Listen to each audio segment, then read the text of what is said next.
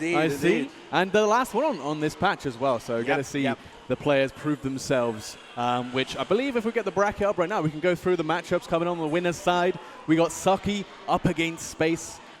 Space, one of those players that's just come up and has been really consistent in the past few tournaments, is now in a position where he could potentially qualify directly into that ARC World Tour.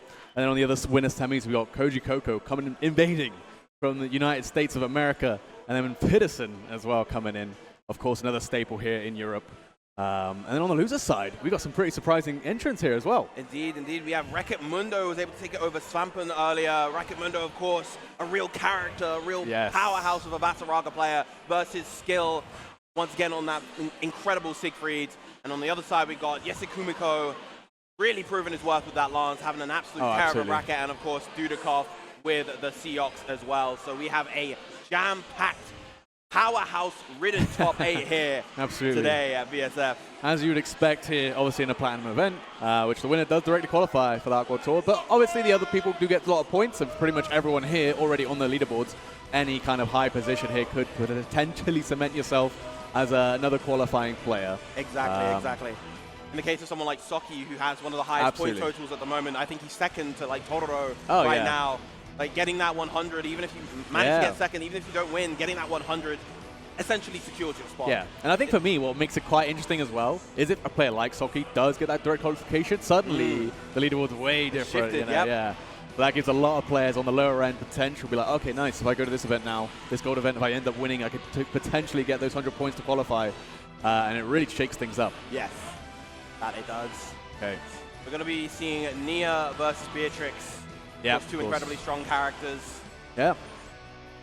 It's interesting, obviously, the Beatrix we got that was legal at an ARC World Tour event was one that was already touched up by the nerfs and stuff like that. It would be interesting to see how much more of this character we might have seen had it come prior to these changes, right? Ooh, I think we potentially would have seen a lot more, lot more, and we're already seeing a lot. I mean, I was going to say a lot. We've seen this character perform at multiple big stages, as we mentioned, Space before, was able to take the victory at the mix-up, I believe, not too long ago. Yep. Yeah, we're going to be also going into a little quick button check, I imagine, as we should be pretty familiar with right now. But yeah, obviously Space got a pretty big upgrade, I think, going from Charlotta to Beatrix. Yes. It's one of those where I think both characters kind of do play the same. But I do feel like Beatrix, at least in this version of the game, just has those tools, but slightly juiced up, higher damage potential, things like that. And especially in this kind of game, especially against low-life characters like Nia, you got to be very, very afraid of getting touched by this character. That said, though, Nia herself, no slouch, having high damage, offers a lot of low-risk options as well. Absolutely. Just a real powerhouse of the character for the next couple of days anyway, with access to so many ways to just kind of apply very low commitment, high reward pressure, put you in incredibly scary Oki situations, the 50-50s, just the high damage combos. Everything about this character is utterly terrifying as death itself. Yes, well, I mean, it makes sense. Absolutely. It almost feels intentional, not gonna lie, but we are gonna be kicking things off with our first winners semi-finals match. We got Soki up against Space. No time for intros. Let's go. Engage. Only time for business. Soki already starting off with that 214H. All right. Already going in with the riding free, but Soki, has that knowledge, knows that if he gets that empty jump, he can get that punish on the riding free. Take all that chip damage. Nice timing on the BC from Space. All right. 2 crystal exchanges. Gonna get used to those. Another one. Very precarious situation for Soki, but obviously can still play around very well with all that meter for the ultimate skills. Oh, big 6XL coming out from Space, though. Relatively near the corner, but not close enough to get the wall bounce. So barely. Close. Yeah, just barely. And now you're in a very precarious situation. Getting opened up by Space on SSBA range. You're 0 BP. I feel like we've seen this situation quite a few times, Serum. But gets that far heavy, ever crucial for Soki right there.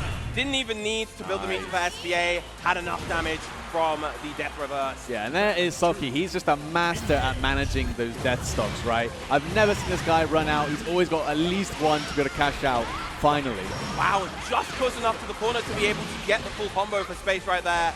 Now in a great position, gets the throw, but not too much more afterwards. Yeah, catches the frame trap. Yeah, and it's very scary, of course, to contest that if you want to, right? You don't want to let the near player get extended pressure there, but at the same time, the risk of the heavy misfortune interrupting into a full combo. Didn't confirm off the far heavy right there. That would have been a lot of damage to Socky. And now he's stuck in the corner. The plus frame, very, very nice.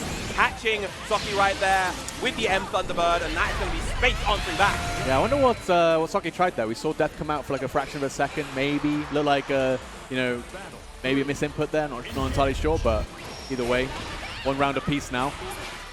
Right, lovely challenge right there. All this damage on the far light. The corner carry, the side switch. Oh, big jump over Death right there. That's going to be a huge opportunity for Space. I can catch out, and of course the corner carry. Not going to commit to the follow-up, just wants the pressure. I like that decision from Space. Once again, good VC coming out from Space. Just really well timed on a lot of these. And now, oh yes, because someone Space recognizing that that was just a regular hit. Oh my god, we're jumping. Oh, but it doesn't convert off both of those. Unfortunate, but Socky's still alive now. 1 BP and nearly in that SBA range. Those were the jumps of a Charlotte player, lads, most certainly. Yeah. Not quite as good for Beatrix, but still pretty good. Nice interruption, far light. Just going to be confirmed right into the ominous turn, into the SBA. And that first game going to go to Socky. Bargain, Potent Tons, sealing it out for Socky. 1 more game to go. We're not doing... Oh, okay, so we're actually going to be doing first to 3 for the entirety of this top 8. Let's go. Which is pretty good. I feel like, you know, in terms of European majors for Granblue, we've been pretty good at that. You know, pretty much all of them being first to 3 for top 8s is a really nice feeling for the players, especially. Yes. This game can be, you know, as we all know, quite volatile at times. Very high damage, very explosive, you know. And having that extra game to adjust and make adjustments is very important. Speaking of making adjustments, Space off to the races, making this first opening count, getting all this damage in the corner. Once again, Socky stuck here. Dania is a character who can fight her way out. Yep, and also, you don't have to fight your way out, you got BC, you know. Just gonna keep that corner control Space, trying to frame trap that riding free, of course. Still big reward on counter hit, and right there finds it. Doesn't get the full conversion, but they get the 5U. Gonna work it out, and yeah, Space gonna take the round. Yeah, as soon as Space was able to establish that offensive momentum, he just ran with it for the entire round. Yeah, I was going to say, I feel like we haven't seen much 5U coming out from Space, but I mean, now's the time to mix them up. Okay.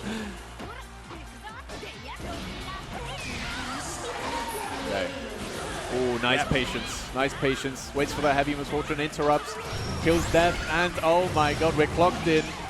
Full conversion off of this heavy Thunderbird. Yeah, look at all this damage, even with the slight delay on that. Oh, no, drop, there was a slight delay on that SBA, and that is going to cost Space a lot of life and a lot of damage. Probably going to SBA here. Yes, this one most certainly not going to drop. And suddenly, Space now on the back foot. Oh, and another big jump, man. I mean, I don't know how he finds the timing for these, but Space just holding up forward during Socky's pressure, just not respecting it. Yeah. He's doing these really big delays as well. Socky's trying to delay his offense such that it catches you know, mash. Yeah, like delay buttons, things like that. It's not quite working. Space, I mean, these jumps beautifully so far. Yeah, I think especially at like a high level, it really pays off to have really quick decision making right there. A lot of people do delay their options because they're trying to think about what they want to do. But Space is like, well, I'm just going to hold up forward here. He doesn't really take the time to think. Yep. Cool, that chip this time actually baiting out the BC. Now has Space stuck in the corner. No anti-air coming out. Yeah, a little bit of hesitation right there, and another hesitation moment. Space is again, is not delaying anything right now. Just immediate throw on the throw bait attempt, going to catch Socky, but he's going to fight out that far heavy. Goes for the U ominous turn there. Actually quite surprising. Probably would have got a lot more if he went for the H1. But still, Socky defending for his life. Spends that last BP. Nice. And now you just have to hold all of this Beatrix pressure. And you're at a point now where any hit into that SBA, but chooses his moment perfectly, Socky. And again, cashing out. 1 stock remaining, all he needed. And Socky's going to fight back, gets that round in the board. Up the SDP. Yeah. You got to send it sometimes, you know. Yep. Goes to the plus frames with the 2M this time and gets the trap with the Elmer's Fortune.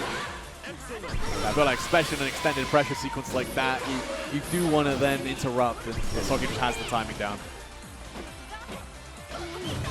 Once again, just kind of holding block. Again, it feels like we're seeing Socky try to go for these shimmy attempts, but not properly committing to them, not going for the backdash to actually open up space here. Yeah, I don't know if that's maybe a misinput on his side or something like that, not entirely sure, but a little bit of hesitation. Definitely Space is taking full advantage.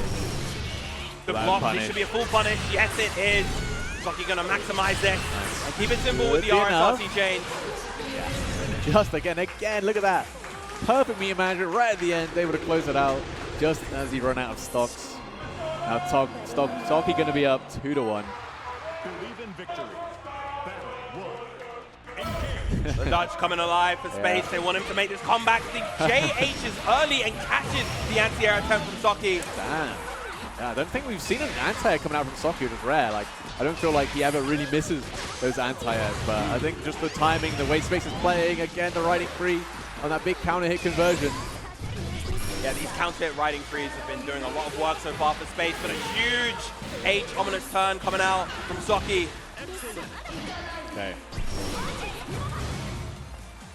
Back to that mid-screen. Space done a good job of fighting for space so far.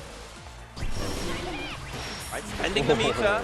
Can't get a combo from the mid-screen off the H Thunderbird, but again, Socky just spending that last BP. Yeah. Does get that throw, okay. Has a lot of meter to work with here. Does block the BC. Has to respect the pressure. Heavy Misfortune going to bust out another Ultimate Fatal Waltz. That's actually quite scary for Socky. He has no resources, but he does have that 2U willing to challenge right there. Socky banking at it, and he cashed out now, 1 round away from advancing to Winners Finals. All right, Space definitely going to have to play extremely perfectly here. He wants a chance at that game 5. Nice forward jump from Socky, going to get him out of the corner. Not going to be able to get a punish from the Heavy Thunderbird though. Right, taking this plus frame, of course. Pressure being laid on, the chip damage mounting. Okay. The conversion gets the Grave Strike, but again, doesn't fully convert, doesn't believe, but does find another counter hit 6-6 out, not close up the corner, just barely. Barely indeed. Wow, great lane mash right there from Space. Catching that empty jump is going to even up the rounds. Okay, okay. Still though, Socky still obviously on that set point. Back to even Stevens. Oh, that's a great way to start if you're Socky. Yeah. Not even going to go for any kind of mix-up right there. Just going to get that corner positioning. Okay, immediate BC. Just going to give time for Death to recover here. And second one. That's a big commitment already, but it doesn't matter. You don't have to worry about blocking if your opponent is, dying. Oh? Oh! Getting around. That's huge for Space. And now all it's going to take is one extra opening after this. Nah. There's no way, bro. There's no way. This doesn't kill. He won't build the meter. No, of course but the next hit afterwards is something that Socky has to be careful of. Oh, he does have almost Misfortune. He has a lot of options here on the wake up, and he goes for it. But Space hedging their bets with the 5U. Going to break through the armor, and there we go. We're going to get a game number 5 up between Socky and Space.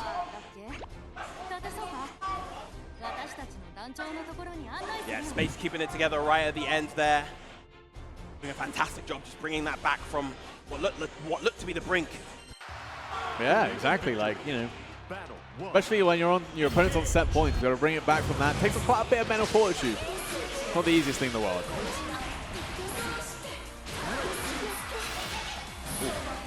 Pretty big commitment on stocks from Socky's side. Only got 6 remaining now.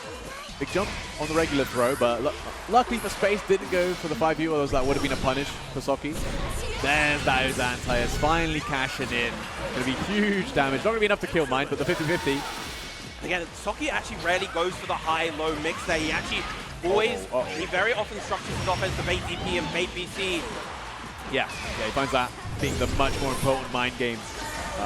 So yeah, like you said, it's not really a 50-50. Oh, nice 6-6 down. No, because oh no! Oh no, doesn't convert. Oh wait, what big the drop! hell? Drops from both players, so unfortunate it's right shaky. there. Socky not having the resources to convert off the far light, and then Space dropping a crucial combo to win him the round. Well, both players just a bit jittery here in this game number 5. Very tense situation, of course. No one wants to be sent down the losers. There's a lot of scary players down there. I get the M riding free. Oh, so looking on Space right now, gets the throw. Going to run up some more pressure. Another tick throw off that close light. The riding, oh my god, the Thunderbird to bait the BC. Conversion to SBA, the Immortal Assault, not enough. I think Space could have been able to cash out a bit further with the Fireball, but chooses to keep the cooldown, and that may come back to bite him later on. Yeah, but Space in the situation, yeah, He had 3 crystals. You know, you have to bait BC 3 times to beat Yosaki. You're so close to chip point, and here we go. Last game, last round. Soki already starting off the BC immediately on the heavy Thunderbird. For our first set of top 8 as well, going insane. Down to the wire. Yeah, you love it. You love it. Immediate BC on the BC. Not messing around. That's all. We are spending those crystals frugally, Viren. I'm very scared for both these players. Not going to get the side swap yet. Instead, going to set up for 50-50. No. Oh, okay. Just going to go for the side switch there. Trying to get the shimmy, but Spade just holding up forward. Nearly gets a full conversion of that jump in. Misses it by a fraction, and obviously Soki with 0. There it is! Oh no, doesn't get the punish afterwards! Oh, it's because Space is not delaying it, he's just immediately throwing. Soki trying to go for the jump, maybe trying to call out a riding free right there, but Space in the driver's seat. Oh, I think a 5U kills Viren. You gotta be very afraid. There it is! Oh my god, SSBA from Soki. Gambles it all right at the end, knew that Space was going to commit to the offense right there, and goes for it. The SSBA allowing Soki to advance to winners finals. Jesus. I was not prepared for that to be our first set of top 8, not gonna lie, bro. Jesus Absolutely Christ. insane. What? And the crazy thing is there was that slight delay in Space's jab. You know, had he just not pressed that button, that would have been the set to Space. But regardless, what a set to start things off with here in top 8. Yeah, that's a good start. It's a good start for good things to come, for sure. Obviously, Soki going to be in that winners final, sitting very pretty. Space going to be sent down the losers quarter. But on the other winners semi side, we got another near player in Koji Koko, and then Fidderson as well. Obviously, Fidderson going to be fully prepared for this kind of matchup, but even still, you know, Soki's been getting the better end of that matchup, at least in bracket, the past few times we've seen them play. So, wanted to see if Koji Koko can keep that up, or if Fidderson's going to finally get a handle on this near matchup. Fingers crossed, we'll have to wait and see. Koji Koko himself, incredibly, for someone so young, incredibly disciplined player, incredibly well-rounded in the way that he plays the game, very practiced in a lot of scenarios, makes sure that he's aware in a lot of situations. Very hard kid to crack when he's on defense, but also incredibly good at optimizing every hit that he gets. Yeah, because you played him on the winner's side, didn't you? Oh, no, I didn't play him on the winner's side. I got decimated on the winner's side. Well, I wanted to ask, is there anything he did differently that you might that you were not prepared for? Or honestly, it wasn't so much that I wasn't prepared. It was just honestly, it was just a skill gap. He was very prepared for anything that I had to throw out. I couldn't safely get up stocks. I tried to cancel into 2-2L. He was always ready to contest, which is usually like not so often the case. But because it's just Percival's actually being an extremely rare character now. I mean, you yourself, I think you post the statistics occasionally that you've never ran into one in ranked or something like that. Which is crazy, the amount you play as well. I have a grand total of six ranked games against other Percivals. Oh, right, 6. Jesus. 6. Yeah, so definitely a very rare character. So when someone does know the matchup really well, obviously, you know, they spent the time going out their way to practice it. So yeah, after losing to Koji Koko at Super Tournament, he put in the time to really try to learn how to fight Percival in particular. So, you know, if you're some schmuck like me who's not on Totoro's level, there's no chance, really. Yeah. And you got to respect that, of course. You know, if you're going to be a top player, you do have to practice the lesser known matchups in a sense, because there's a good chance you will run. You don't want to run into them and then for it to ruin your bracket run, especially not when you're turning up to a platinum event. You're traveling all the way to the UK and things like that. And, you know, there's probably no doubt that he's probably scattered you out a little bit there as well, you know, potentially. Well, we also played at EVO, funnily enough. Oh, really? Okay. The result was much the same. Oh.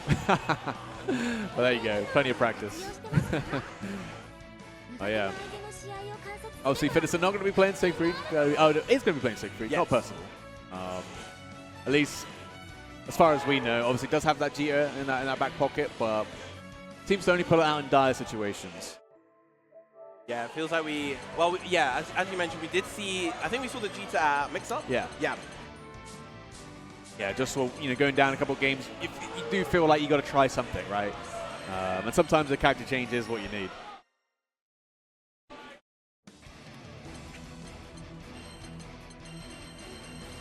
Yeah, obviously going to be getting into a quick button check as well, I'm sure. Make sure controllers are working, get used to a bit of the delay and things like that. Yeah, I'm assuming you've had a chance to read through the patch notes. I'm sure most of the players here are fairly excited about the patch coming in a few days, but I mean, what was your most excited change that you've seen so far?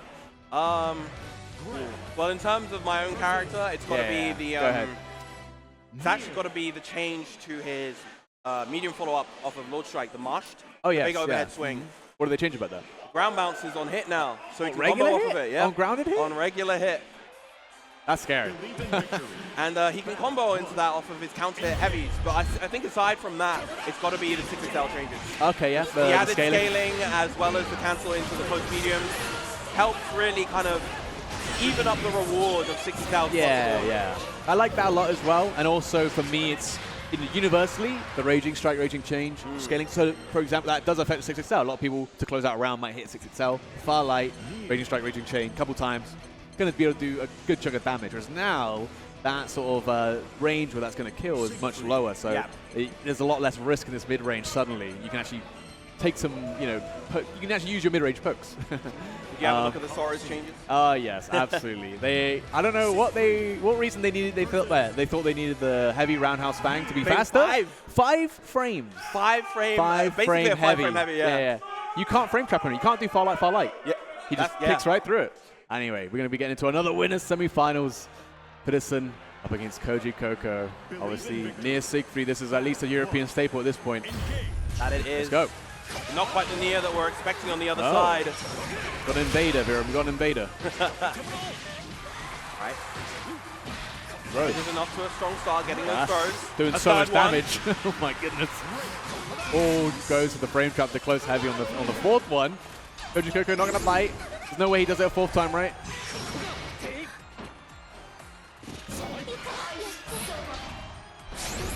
Oh, big counter poke right there. And again, going to optimize this, set up the 50-50 in the corner. No, instead going to go straight into SBA. Oi, okay. Dash out the damage, you got 3 stocks still to work with, and that probably is all you're going to need, especially off of this throw. Pedersen, SSBA, you got to be very afraid. This guy does not miss. Speaking of not missing, the 2U to SSBA, that is Nia done most likely. Yeah. The damage on the low health Nia tearing through. Pedersen taking the first round. Yeah, very, very well played. Obviously a bit of a mess up for Koji Coco. Did the throw a bit too early. Had it whiff. And Pedersen taking full advantage though. Going to be able to take that first round, but obviously first to 3 all around. Okay, good punish. 6-8, probably not what Pedersen wanted there. Maybe wanted to run up close heavy instead. Yeah, probably. But either way, Koji Coco going to take full advantage. Get pressure going into the ultimate Fatal Worlds. Yeah, big far heavy. Oh, this combo afterwards, but the young man reactions ready, spot dodge. Yeah. Pedersen probably wanted a BC right there, but regardless, Koji Coco was ready. All right, 1 round apiece. Both players seemingly still warming up. Kind of like that. Kill death, just back off. It's not your turn, right? Yes, take those plus frames. Nice H misfortune right there. Doesn't want Pedersen to establish his turn just yet. Yeah. Ooh, okay, just backing off. Pedersen actually, it's very rare you're going to be able to get to that on the 236U to actually miss, so. Ooh, slightly early on that jab, and as a result, going to actually be able to get this opening. Yeah, damn, he's nice. When you mess up and it still works out. Big 6XL right there. And he gets the counter, but no autocan right afterwards. Oh. That would have been the round. Oh, excuse me. Oh my god, Uwe. Still got all the control, still has all the pressure, still has SSBA in the bag, the 6XL. Should be able to confirm it, and the first game going to Pedersen. Looking a little bit shaky for both players here, but, again, first to 3 here in this top 8, so going to have a little bit more time just to get those nerves under control, get used to it. Great bait with JU. Nice patience right there from Pedersen. This is going to be a huge damage combo. No, chooses to keep the autocan right there. Yeah, wants it for this situation in the corner. Obviously, going to lead into that huge corner damage. Big 2M coming out from Koji Coco now. Going to set up the 50-50. What's the option? Goes to the high. Hey, good block. Yeah, doesn't even bank on the DP, just going straight into it. Very nice. Oh, the 2M didn't actually reach. What? Just out of range. Very unfortunate. A very rare miss for Siegfried right there, and that's Koji Coco going to combo into SSBA. That's going to do a lot of damage. The high health of Siegfried keeping him alive, but you've got to be scared of a lot from Nia right now because it's going to throw. Tech right there, gets the clean break as well, so no chip damage. SBA straight over the top. Go test this man's reactions. He's got those SBAs on deck.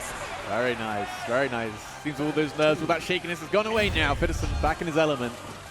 Reacting with SSBA. No one quite does it like him. Yep. Challenge to the far light. Oh, yeah. Nice. Tears right through with his own DP. Ooh, great spot dodge from Koji. Nice and early to be able to potentially get that throw punish from the Dragon.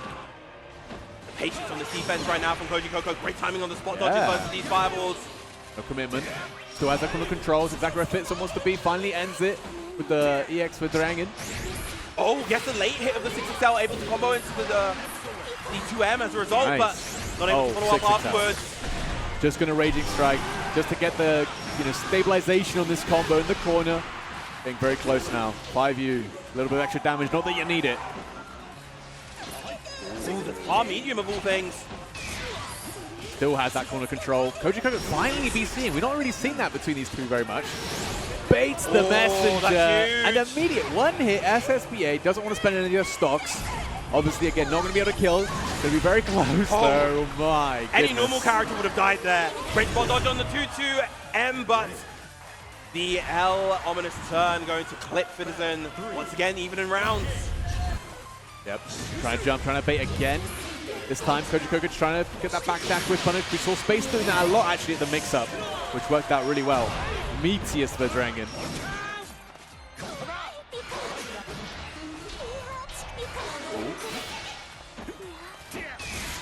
Finally a BC once again from Koji Coco. The cross up. Very nice. That's going to be a nice chunk of damage. Will that corner carry as well? I would have pressed. I'd have been dead already to that close heavy. Koji Coco happy blocking out in the corner, happy spot dodging these EX fireballs every single time. Yeah, he's pummeling that defense, but again, no real need to commit right here. But finally finds the opportunity to with that jab. Patience from Koji Coco is just very impressive. Not gonna lie, gonna get that side swap off the count hit. Gonna get out that delayed that JL so much, and it's gonna be a lot of damage as a result. Yep. And you get a BP back as well, so you're out of this very dangerous situation. Wake up, immediate throw, Fitterson. Delay throw, trying to find SSBA right here. One hit into it, Fitterson could do it for sure. Oh, but no, instead the 2M is going to come out, choosing to be a little bit more active right at the end there when he knew he had that lead. Good stuff to Koji Coco evening the set. All right, very, very tense set already between these two. Again, a lot of patience from both these players, not gonna lie. Compared to the last set we saw with, at the start of the round, we'd see Saki and Space spend all, 6 BCs right at the beginning. These guys are happy blocking out. Great spot dodge on the, there. Gets a punish too. Normally safe on block in that position, so spot dodging there, such good awareness from Koji Coco. Yeah. It's a risk worth taking sometimes, Okay. Oh, no SBA coming out right there, but it doesn't matter. 2M going to catch that, attempted at a brave cancel. Koji Coco winning once again. Yep. He's getting the better end of these sloppy situations, the scrambles. We've seen Fitterson go for a few BCs, go wide as the grave strikes. Yeah, there's the Raging Strike into the Raging Chain, had the meter to do so. Yeah. Won't be able to do that on Tuesday. Nope. Wow, big bar heavy. Cashing out, big damage. Very scary situation for Fitterson. Koji Coco with so much health, pokes out death, and then also gets the whiff recovery. Oh! No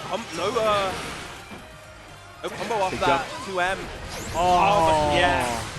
After the BC, just challenging, and now Koji Coco being that little bit more active now, 2 games on the board. Yep, definitely. Very scary situation. I don't know if Fitterson wanted to try and BC back there. Maybe. It's one of those where you do have to delay your BC when you block a BC, so sometimes it comes out as a regular button if you wait too long, I suppose. And here Fitterson just going to take a moment, go back to characters like Doubt. Going to be changing any characters or anything, but, well, maybe. Oh, he tried gauging the crowd reaction. No one's getting excited for Vegeta, bro. No. Don't look back. No one's getting excited for this character. Woo, Siegfried! Locking back in the Siegfried, of course. Needed a moment. Don't pick Vegeta, yeah. All right, gonna be sticking out. More Siegfried up against this Nia champion. Potential last game for Koji Coco to meet Saki in that winners finals. Believe in victory. Battle 1. Engage. All right, nice and slow. Oh, gets the frame trap. What the conversion from that spacing. Wow, Koji Coco spot dodging a lot here. Actually, the EX Messenger going to catch the spot dodge that time. Oh my! Wow, That was the run up close heavy, the confidence from Koji Coco right now. That was insane. That was a crazy hard read on the awkward mix-ups. The 2U as well. Oh, Answers the fireball with the SPA. Oh. Gruesome stuff, and Fiddison just trying to bust out with something there. Gonna give Koji Coco the set point. He is looking in prime form right now. Koji Coco looking like a man who wants to take the set and potentially take the tournament, but Fiddison answering back. Yep. With the jump in. Locked in, no anti-airs here. But we see Koji Coco feel very comfortable in this corner. Never mind, too. I think that's that. Maybe. You no, think? not just. Oh, not, didn't not build yet. the meter, didn't build the meter. But the damage, Woo! thanks to the manigans, taking it, and Fiddison, real 180 in that round. Oh, damn. Very, very. That's definitely a confidence-boosting round if I've ever seen one, but... Oh, count it on the landing. Sets the 50-50. No, not going to set up the 50-50 just yet. Nope. Just trying to bait that BC 2U whiff. Tries to hit the whiff punish with the 2-2L, but not going to land. Gets the scramble afterwards. The positional awareness from Koji Coco, absolutely phenomenal right now. Big. Oh, that's a huge jump out from Fiddison right there. Oh, SSBA range. Double stacked up on the damage. My guy's sacrificing his health. The next hit kills, lads. Don't do it. Oh, but same could be said for Fiddison here. Any stray hit, even chip is becoming slowly a factor. Oh, trying to find it, Desperately trying to find it. The second Manigan stack is going to run out, but the Ube lands the smart, keeps it simple into the SSBA, evening the set. Final game once again in winners semis. The patience, man. Fiddison had that corner control. Koji Coco obviously shown that he's quite happy to block it out there, but eventually being forced into that mistake. Finally finding that anti-air with the 2H. Not a biggest conversion, but still a great start to this final game.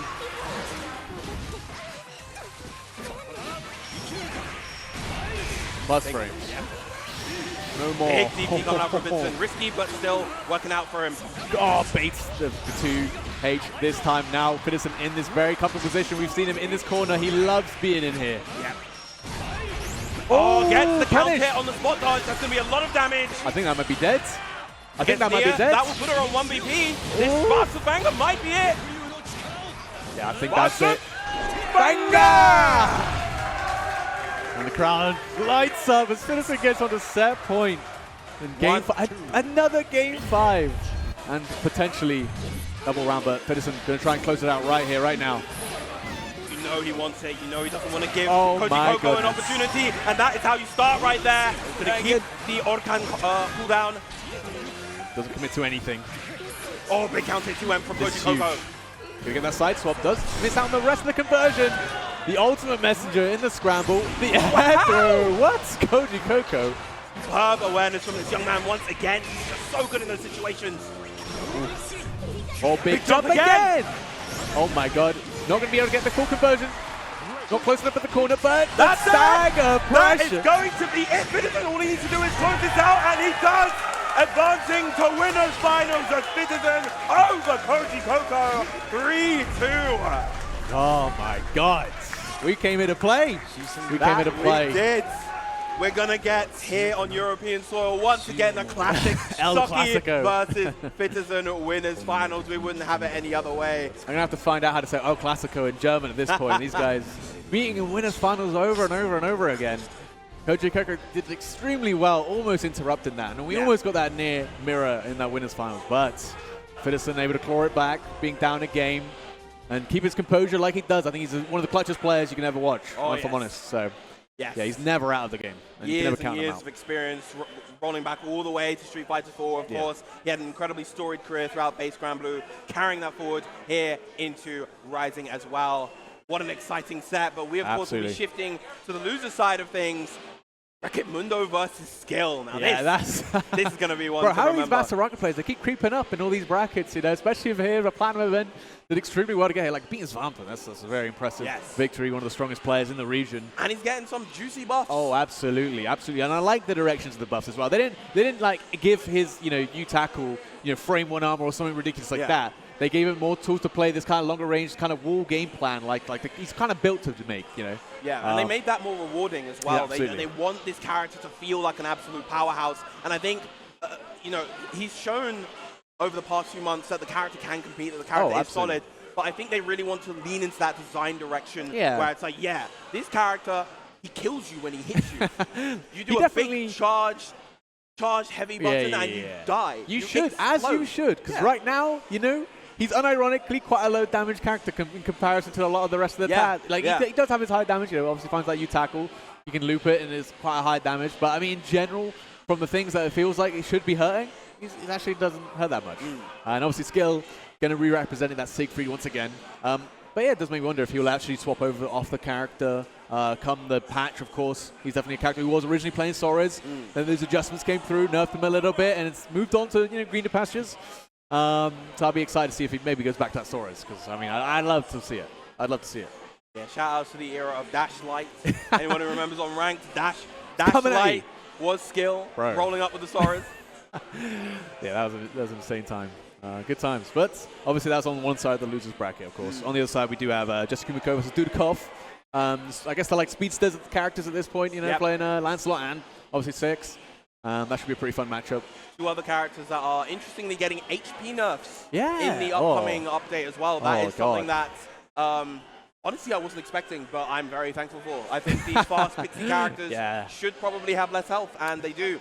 I know Lance as well. Lance actually got pretty, like, he got hit quite notably hard, not only in terms of his health, but also in terms of his meter gain. The meter gain of course, close. Both of them, actually. Both of them did get, obviously, that is the big benefit. They're very fast, but double hitting close heavies, which are really good for multiple reasons. They have the biggest hit stun, and that gives you time for your cooldown to recover and things like that, and also build a huge amount of meter. I think they did realize that it was like, oh, they're getting like 5 close heavies in a combo. Maybe we should try and adjust that, and I think the meter game was probably a good way to do it. We got the trophy right here. I'm going to be very careful with it. I don't want to break it, but this is going to be for the winner. This is whoever takes it all right now. Obviously, we've got Saki and Fitterson sitting in that winner's final. Maybe one of them will get this trophy along with the, I'll try to put it back here, along with that direct qualification to the Aqua Tour finals. Yes. Which, I mean, they're both guaranteed right now at least 45 points, both being in the top 3. Very nice position to be in, of course. Want to push even further. Yeah, you know what? You know what's even better is knowing you're in, and then being like, okay, you know, I know both these players will still most likely travel to events and, you know, compete because that's the type of players they are. You know, they're not going to take it easy. They're going to still practice, keep on the grind, be in the best form possible for the Aqua Tour. But knowing at least that you're directly qualified is probably a huge weight off your shoulders. Absolutely, absolutely. All right, we do have it. There's Skill over on the left and Rekkermund on the right, who I do love being in character as Basaraga, I think, screaming, "Rah!" Larger than life, fellow playing a larger than life character. Absolutely. I can see the chat popping off as well. Very nice stuff. But I do quite like Basaraga, you know, at least in this version of the game. He's pretty fun and he's pretty unique, you know, sort of compared to a lot of other characters. Obviously, with the strength of like BC and 6XL, a lot of characters can kind of feel the same, feel like they got the same game plan, but I feel like it's a little bit different for a character like Basaraga. Yeah, Bass definitely, I think one of the interesting things that you got from like the base roster from base Granblue, they truly are, there truly is a lot of very unique characters among them, like Ferry, Matera, Basaraga, even Zeta. You know, you don't really get a Luane, of course, as well. You don't really get much design overlap with these characters compared to some of the more recent ones. Yeah. And that creates the loyalists for those characters. Absolutely. I don't see. If I see a Basaraga player, they're playing Basaraga. They're not. They are not Basaraga deciding, oh, you know, Bass is not good enough. I'm going to shift this. Well, actually, no. There were a couple that were like. Yeah, like Pepe. Yeah, like Pepe. Shout out to Pepe, excellent competitor, excellent player. Absolutely. Lovely little lad. Right. Believe in victory. I missed it. Did they do the button check? I think they're still button check. I think this is the button check. Yeah, this is the button check.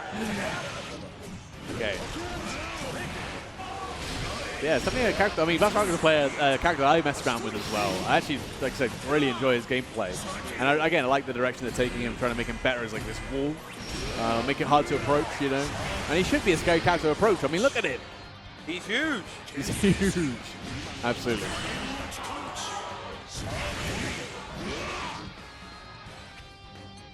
Yeah, I'm also looking forward to the vein changes. You know, another character has stepped in, got a little bit of love, you know. Definitely got a lot of great tools, but just were tuned kind of, let's say, cautiously. Yes. And I think they're going to go back, like making the arm destruction, things like that, have much less recovery, can help playing neutral, you know, feel way, way better on the character. It feels like he should be playing neutral a lot. All right. We do have a first loser's side match. Wreck-It Mundo up against School. Obviously, no lifeline on this time. If you lose, you're out of this top 8. Now to chat. Ooh. I want everybody to give me your best. Brah! Brah! Ah! Wreck-It Mundo. Ube. And Ube if you're a Siegfried fan, I guess. Indeed. All right. Getting the UGSG. Yep. Establishing that mid-range. Gets the armor up. Nice. Pretty big. We'll see how he uses it. He's already used it so well. We've seen it twice in that mid-range. Just the stuff, the approach with the stance. Look at this range that he's controlling. The space. Oh, goodness. Space tackle range. He wants to keep it that range as much as possible. Oh. Ooh. Little check with the 2L. A little bit of scramble. There's the ultimate extinction. Extremely powerful ultimate skill. You're going to see that a lot. Yeah. Ube coming from skill, trying to find that throw bait, but he still has the armor here. The oh, he's going to be able to block this. It's too slow. Woo. Very nice awareness from Wreck-It Mundo. Damn.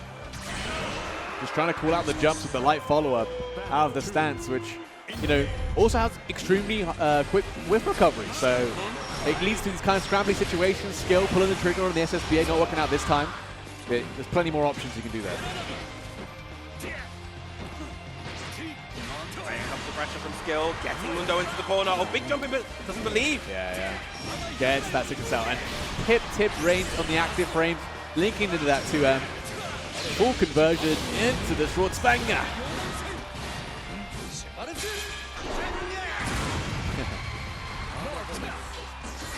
Okay.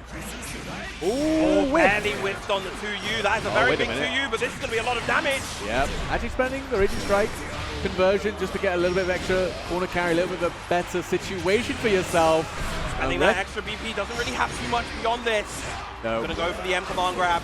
Oh, another one. Whoa, the heavy will do it. And blocks the DP. Superb from Wreck-It Mundo. What a comeback. Wow, insane comeback. That's the kind of fear this character can instill in your heart. Any character in the command grab is going to be quite scary in these situations, but using his resources immaculately as well, just distributing them on each confirm to get Skill into that corner, and then suddenly baiting the reverse as well. Insane mind games. Getting that first throw. Another big bar heavy, but oh, wow. Oh. Big conversion as well, actually. Normally you see the far heavy into the extra dragon, but the firewall linking in the corner as well is pretty gravy. Yeah, would have actually got a lot more damage here if he went into the dragon, but not enough just yet. And what a round! What a response from Skill with the perfect. Yeah, definitely needed. Close it out this time. Don't let that comeback happen. You know, get it out of Wreck-It Mundo's head. That's not happening nowhere again, I'll tell you that. Ooh, whiff punish with the Battalions of Fear. The tackle coming in.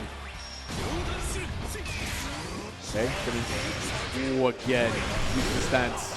Big jump over the ultimate extinction though. Still has the Soul Forge up. Using it right there from the H tackle. Big far heavy, but just gonna take the Soul Forge again. Ooh, there. Still has the Soul Forge once again. Could use it in these frame trap situations. Tries to. Ooh, lost the armor. Oh. And gonna get punished for the UTSG with SBA. I like it. Skill was just reacting to the blue screen at that point, but you know what? It would have beat probably most of everything there. Mundo now stuck in this corner, looking desperately for an opportunity to get out, and he does it with the U Savage Rampage. Okay. Very close to 10 situation, trying to get with the charge. Dash heavy. Just lets it rip the U Battalions of Fear. Damn. Mundo back on the board with another round. That is always a scary thing, right? Against VSFighting, they can play extremely solidly in this character, you know, but they always do have, you know, with that 50 meter, the ultimate tackle could, you know, land on a stray poke into such big damage. Oh, not in range to get the 2L right there to punish Ube. Ube. Oh, that is a good trade for Mundo right there. Yep. Able to get that Soul Forge back up. Ube. Big delay button coming out from Skill. Hitting self pressure in the corner. Recommended. Got to choose an option, and the ultimate GSG is a great one. Yes, finally Finally finds that opportunity and now can apply his own offense. We're stomping. Oh my god, just patience. And there we go, this time skill. Reacting accordingly, not overreacting. Just gonna hit the 2L. Plunish, not gonna be enough. The ultimate messenger. Oh my goodness. Just about skill. Beautifully optimizing that combo. Getting it to 1-1. All right. Very tense game between these two. Obviously skill, we've seen him in Granblue complete and do extremely well generally. Someone who's known for playing multiple games and being extremely talented in all of them. Yes.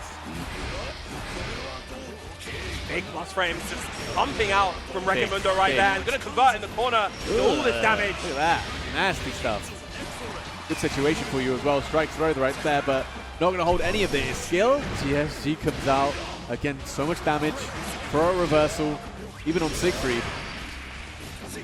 Yeah, Mundo actually not taking the opportunity to go for Soul Forge there. Okay. Yep, only -4 on that. Very safe. Lot of chip damage too. Yeah, it's a really good ultimate skill. You can use it in these kind of scrambly, mid-range situations where you're going to armor through base. Oh, that is going to really sting. Captain going for Soul Forge, and look at all the damage coming out from skill. Oh my Even God. Basarago with that hulking mountain of a body is going to feel this one. That's going to hurt. And Zero BPC, he's still in a tough situation. Raging Strike, not in the corner, never mind. Baits the throw, doesn't quite finish it. Unfortunate. Maybe went for the ultimate fireball, didn't have it. Watch out for the chip, and there it is, the run-up DP. So difficult to avoid, so many active frames, especially while you're cornered.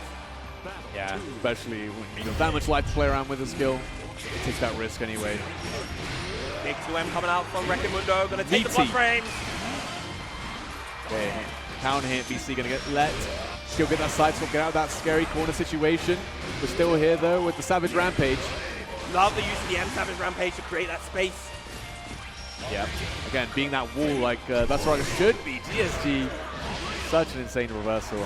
Yeah, he's using it a lot in the middle of the screen, catches him in midair, and it's gonna convert. Man. Beautiful stuff to Recomundo, the awareness.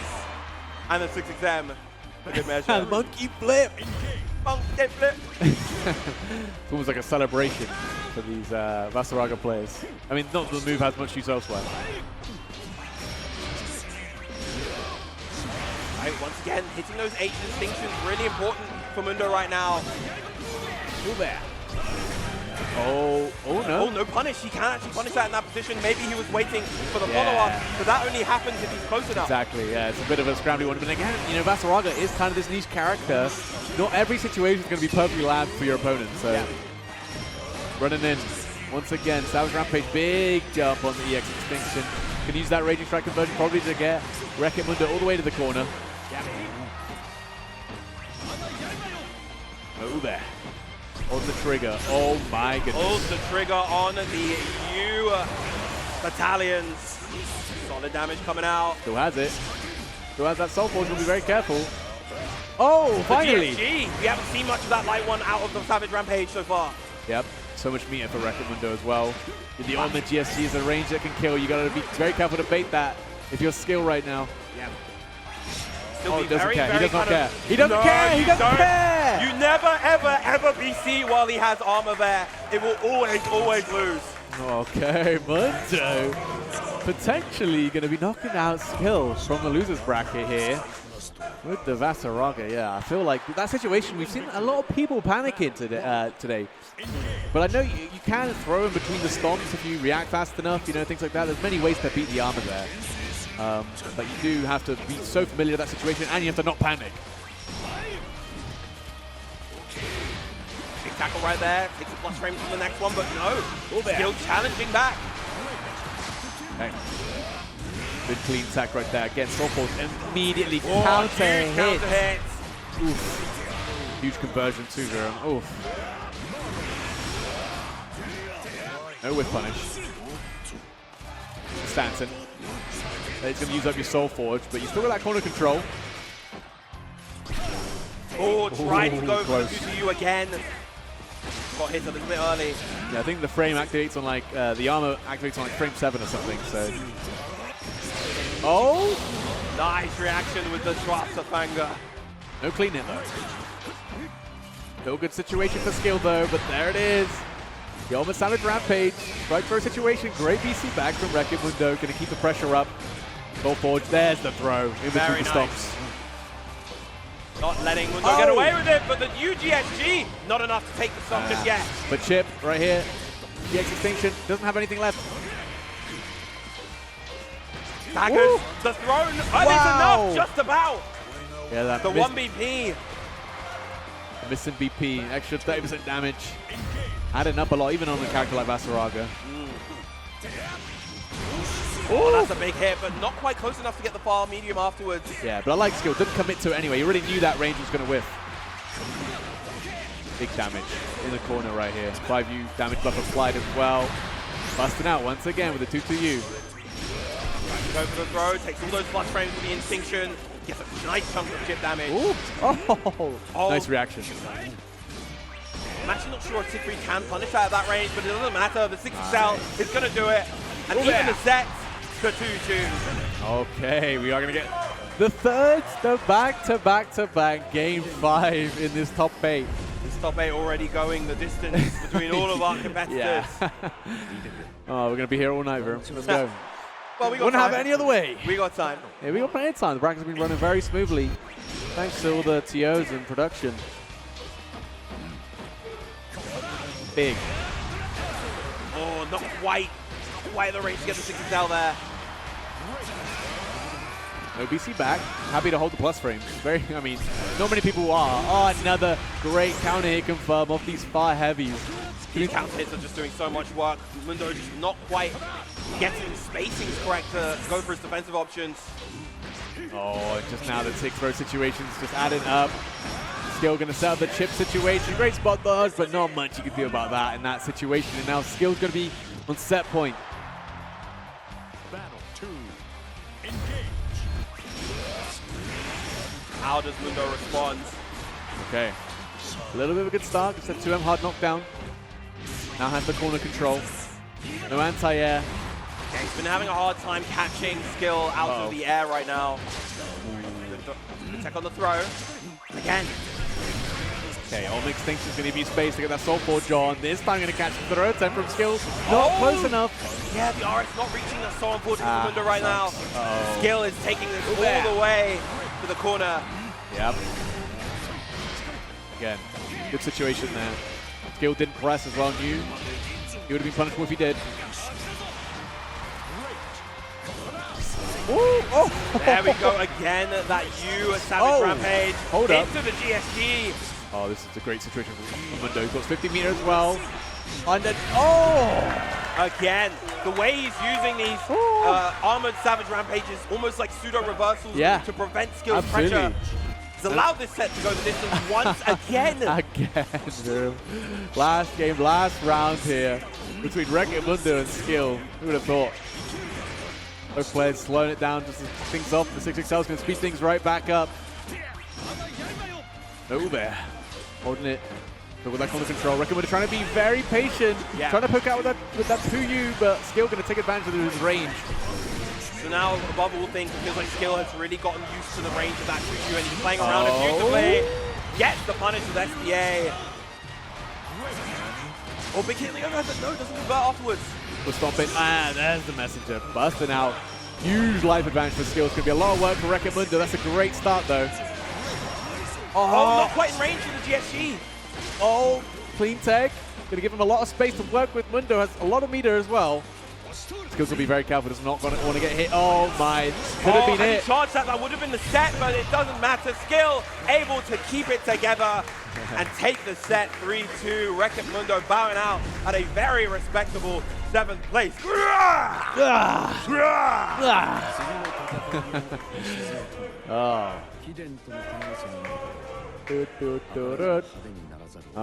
Very well played. Very good set. I mean, just banger sets back to back to back. Oh my God, I don't know if my voice is going to be able to keep up.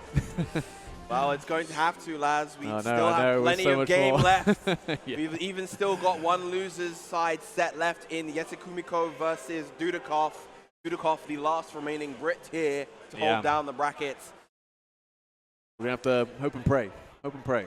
You know, Dudikov, I felt like a very consistent player, always make it into these top 8s, but always struggles to make it deep, you know, into these top 8s. I feel like always in the last hurdles, just like falling down. But maybe this is the chance where he can prove himself still and get a lot further into this bracket. Of course, first going to be up against Jesse Kumiko. Not going to be a fun matchup, I imagine. With both guys pretty chaotic. Yeah, quite scrappy, but at the same time, I think they're going to both be moving back a lot, creating that space so that they can create their avenues to approach. You know, if both of them don't have their projectiles on cooldown, or they have them on cooldown, then a lot of what these, especially Dudikov, a lot of what he likes to do is back off and wait until stuff is back, and then engage afterwards. Which is a cool thing, you know, so definitely like a certain mind game that comes with the whole cooldown on your resources kind of element of Granblue. You know, in Rising, I feel like they de-emphasized that a little bit. Definitely a lot of characters do just spend everything at once and then they hope it lands because you have other ways to maintain your pressure with like 6XL and things like that. But yeah, definitely for a character like, you know, I think like Sex, who's getting demons is so good that you do want it to have a neutral because it is such a boon to have a neutral for a character with otherwise underwhelming pokes. Indeed.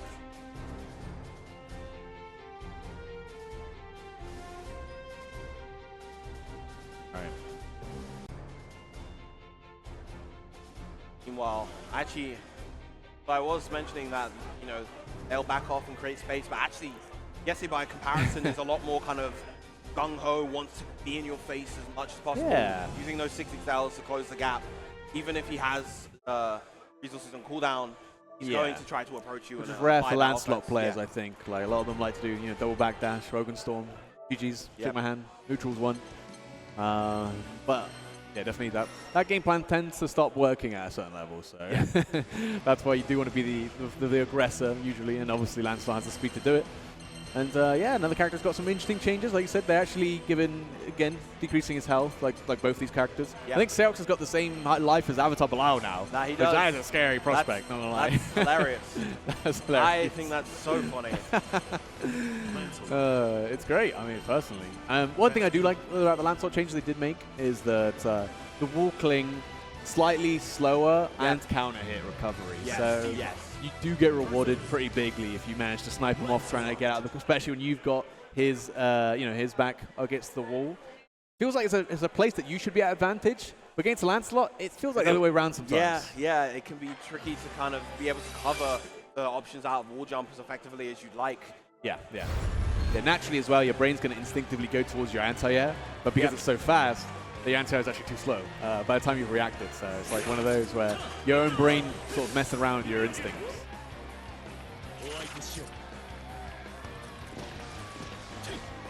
Of course, it'll be very interesting to see, especially with players, if they'll stick with their characters, gravitate towards other ones as the changes roll in, you know. Definitely Lativa character, funny enough, we see her on the screen right now. Very scary changes to that character. I think Dudikov will probably stick to Seox. Right. Yes, they might change. Definitely, I think somebody who's not particularly loyal to Lance, simply playing him right now because he feels he's strong and fun. Which is, you know, if that dynamic changes for him, that could easily change. Gonna be a lot more stronger and fun characters coming in the next couple days, including Versusia, who's the next DLC character who looks very interesting, very big, huge, humongous. All right, here we go. Well, next losers matchup with Dudikov, Dudaslop, Dudarat up against Jesse Kumiko.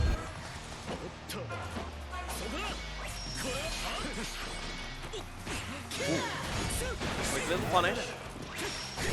Oh wow! The anti-air on the empty hands. Now the first one as well. That's gonna send some signals to Dudikov's brain right now. Like, oh no. Fuzzy match on the landing and gonna get Jesse into the corner. I'm not gonna hold that offense. He's gonna DP straight out. Yep, hold the turbulence and bait the BC. Using that ultimate Rogan Storm. Oh my, he might go stuck there. He was frozen in time for years, and he's probably gonna die for it as a result. Ooh.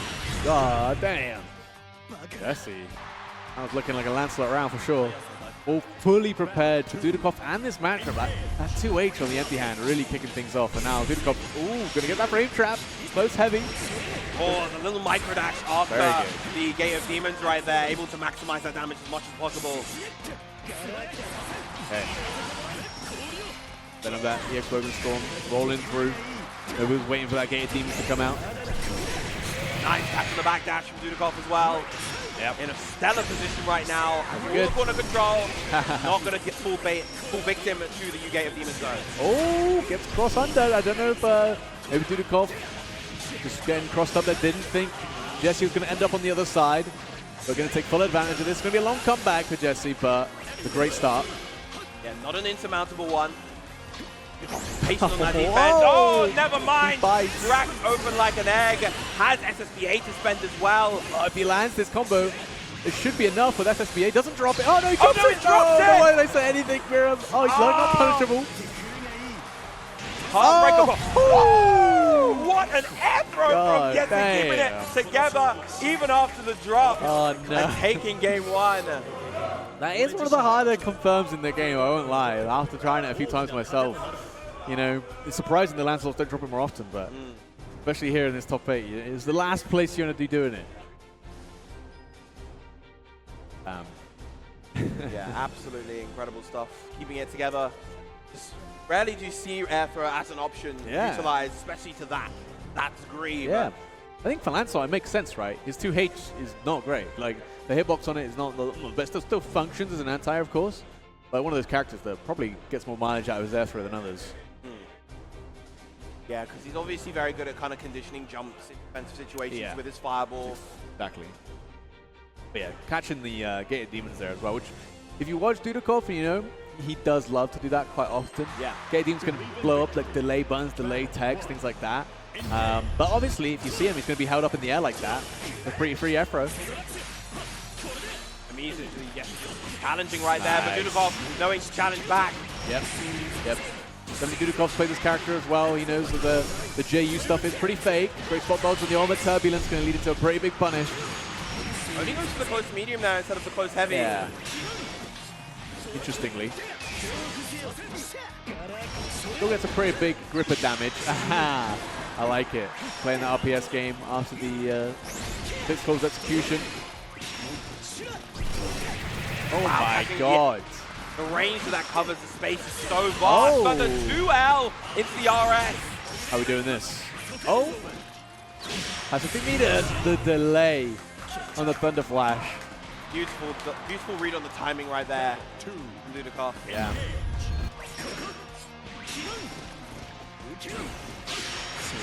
Again, the RPS is working out in Dudikoff's favor so far. Great edge air. They're not going to get too much off of it.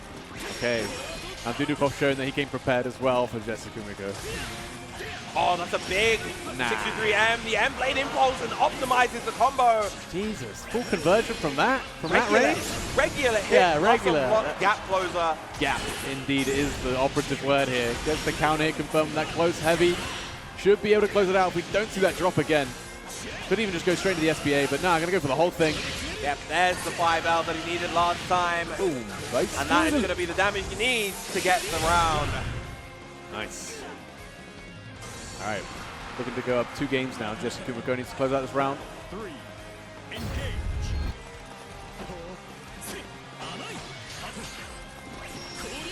Trying to bait a reaction out to Dudikoff right now. The empty hand goes through. Gets a nice whip punish. Confirms right into the fixed close execution. I like those neutral jumps when Jesse's got their back to the corner. You know he's going to go for that wall cling. The neutral jump's a pretty good option versus it. Once again, Jesse doing a good job getting that side switch, getting the full corner combo as a result. Okay. Oh, wow. Went for it. Very good BC. Oh. It's Granblue right there. Tries to go for the EX parry. Counter-strike throw situation. Going to hit that meaty Wogan Storm. It sets up this throw situation. Yeah, take the throw in that scenario. BC back? BC's exchanged. Dudikoff now only with one BC one break point to his name. And a lot of amounts to climb here. Oh, nice whip punish. Great backdash. Okay. Okay, Demon's going to send out a little bit of mix-up. What the hell? Oh, what a catch from Dudikoff right there! 0 BC as well on the side of Jesse. This is going to be a lot of damage and enough for Dudikoff to take the game. That was an insane interaction. And in the scramble, of course, it's Duda heavy. He wakes up with that close heavy and Jesse Kumiko just JU's right into it. That's the Duda classic right there. The wake up close heavy. Yeah. Iconic. Iconic indeed. And it worked out this time. Cash it out. It'll bring us to 1 game apiece now. Are we going to see another game 5 here? All 4 opening games? We might I think that might be. Might be. All right. Good start from both players so far. Battle 1. Engage. Ooh, okay. And goes to the frame trap with the M arching kick. Yeah.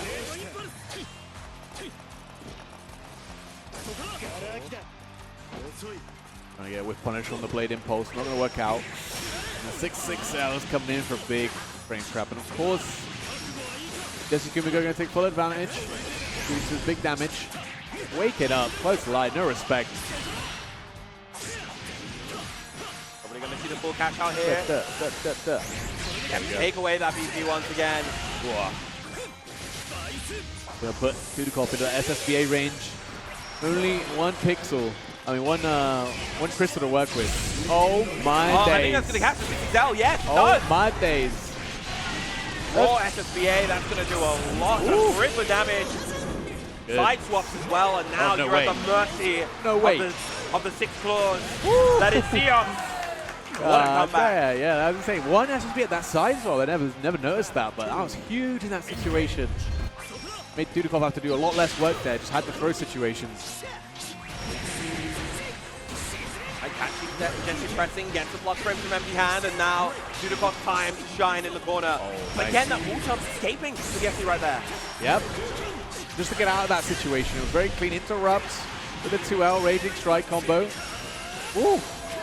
Thomas Mia. Raging Strike. Oh, the counter hit this time. That's going to probably build the meter to 100, going the Lancelot meter gain, and there it is. Oh, the last hit. Not quite.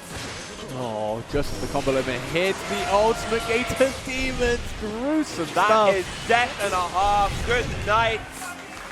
Dudikoff now up 2-1. That is definitely one of the scariest Nabari ultimate skills in the corner. You know, both these characters feel like when you got them cornered, they're actually at advantage sometimes. Yeah, that is. I feel like that's a feature of some of the top tiers in this game. These two, Nia. Yeah, true. Yeah. Zeta to an extent, but you don't see as much of her. Yeah. Even Beatrix when she has Delta Clock. Oh, that is true. You know, 2U Fireball, automatically buffered. Yep. Full conversion. 2U Fireball, 2U H Thunderbird. Yeah. Either or. Pick your poison. But there we go. Dudikoff. Starting off down in games, but bringing it back 2-1. Not looking great for him right here, but he's been defending really well in this corner. Wow, got the patience for both. Neither wanting to commit to anything with Dudikoff getting the side switch. Yeah, both of them playing some very delayed offense, both aware of each other's reversals. Dudikoff once again backing off, trying to get in range where he can react to options. Another great U Extinction Claws, and that is going to be another round for Dudikoff. That's going to be set point for Dudikoff. He's defending well, he's just playing well. Really good showing right here on set point. Oh, yeah. Yes, we know that is not plus, that is -1, so the close medium is what he could do there. Big weight. Oh my, actually gets the anti-conversion there. Nice. Ouch. Just the layers of patience between these two, constantly expanding right now. Definitely expanding. Gonna be converting into the SBA. It's fluid. Rogenstorm gonna put in a lot of work here. Great bait, not close enough for the far medium to punish. Again, a bit scrambly here. Dudikoff obviously not really in a position to make this comeback. 0 BP and the JU throw bait. Gonna give Jesse Kumiko a round here. A classic from Lancelot. Jesse needing another round to keep himself alive. Nice 6XL to start things off from Dudikoff. Big start. But as I get Demons on cooldown right here. Third boat, another throw. Throw and Lupin. A beautiful demonstration of the strike throw resilience from Seox. Dudikoff ending in emphatic fashion, the perfect, knocking our second Dutch competitor out of the tournament. tournament at 7th place. Yep. No game 5 this time. The curses ended, but yeah, that was really sick. I mean, I've seen the corner situations with Dudikov a lot, and he does love the, you know, he jumps the neutral jump and holds guard. It's kind of, it looks kind of so weird that you almost like get thrown off by it, it feels like.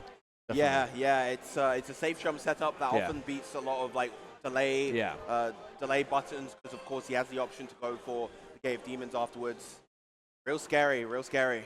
Yeah, as we saw right at the end, obviously, you know, just 3 throws. You feel like you got to make a choice on the 4th one, and you guess wrong, and yeah, guess what? You're in the corner with 6. That's going to hurt. Yeah, not a very nice position to be in the corner versus Seahawks. And I think that's going to remain true even in the upcoming update as well. Yeah, the corner's still going to be very scary for pretty much every character. So. Yes. No, definitely. There we go. We're down to our top 6 now. We're going to go to our next losers game. Yep. Next game going to be Skill versus Koji Coco, another Nia versus Siegfried set. And honestly, another one. It's going to be, I think it's going to be quite a tough one for Skill. Yeah, I think so. Yeah. Definitely not easy. Like I said, Koji came here with the expectation probably to either win it all or place extremely highly. And obviously losing just narrowly to Fiddison is going to want that run back, going to want to get deeper in the bracket. Yeah, and got a lot of work to do. He's got a lot of work to do, though. The young man has been traveling to various different countries, various different continents, in order to try to really get his foot in the door when it comes to the ARC World Tour. Now, of course, here in the UK, the Europeans have not made it necessarily easy for him. No, not at all. You know, we've seen him get top 3 at Super Tournament, top 2 at ARC World, the previous ARC World Tour. Top 3 at EVO, of course. Yep. Just lots and lots of incredible Extremely showings seasoned. in different continents, and he definitely wants to take it here. You got to respect that as well. Definitely doing everything he can to qualify, and it's really nice to see. Of course, a lot of people, you know, especially from the US and things like that, do get complacent in the sense of like there's a lot of tournaments over there that they can use to qualify. But sometimes it's nice to take advantage of the fact, you know, that there are other tournaments going around the world, and obviously it can be pretty hard to travel to, but. You know, if you do show up in the bracket, you can use a pretty good chance you do pretty well. You know? Indeed. Yeah, I mean, pretty much all the remaining players, they're all players either on the leaderboard to some extent or already in a position to qualify. You know, I think for me, the biggest person to win it would be someone like Skill right now. They're in a position where they are kind of, you know, not close in the leaderboard. They'd have to do a lot of work to get there. So direct qualification would completely skip that step.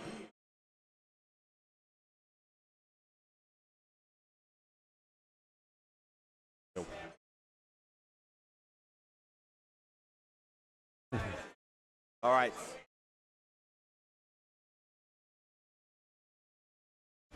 Yeah, looks like our players lock it in. You know, one thing I loved, I was saying, like, I bet they're going to like randomly buff Siegfried's install. And they did. And the Mad Lads, they did it. They did it in a pretty cool way. I'm glad they did. Yeah, it's one of the cooler parts of the character that you will never see. Yep. For many reasons. And you probably still won't come Tuesday, but it's a pretty cool change regardless, I think. I don't know if you guys did the button It is worth noting that one of the changes they made to next patch is that raw SBA start on 70% scaling. So if he tries to do a reaction raw SBA, it's not going to do nearly as much damage. Yeah. Okay, I did see that scaling change, but it seemed to me I wasn't sure how that would work. It's like I thought it sounded like the way it was worded is like combos starting with SBAs, but I was like, who does that? Yeah, you know what I mean? But think about it this way: a raw SBA is still starting a combo. Yeah, with I guess SBA, so. Right? Yeah, that is pretty huge. I wonder how that'll affect things like, because obviously it starts at 70%. So like, does the first hit do 70%? Is it the second hit? I don't know. Well, it would be the full SBA doing 70%. Yeah, I'd assume damage, so. Yeah. Which is pretty big, not gonna lie, especially for a character like Siegfried who does love to use SBA and things like that. Exactly. So maybe there's gonna be some room for the install, the Blood of the Dragon. Maybe we might see it here. You know, it's still an interesting use case that you can use it to avoid chip situations, right? Yes. Constantly life stealing, constantly putting yourself off the corner. But here we go, losers quarterfinals. Skill versus Koji Coco, another Siegfried versus Nia. Wow, big opening with the 2-1-4-H. That's Dragon. Oh, God.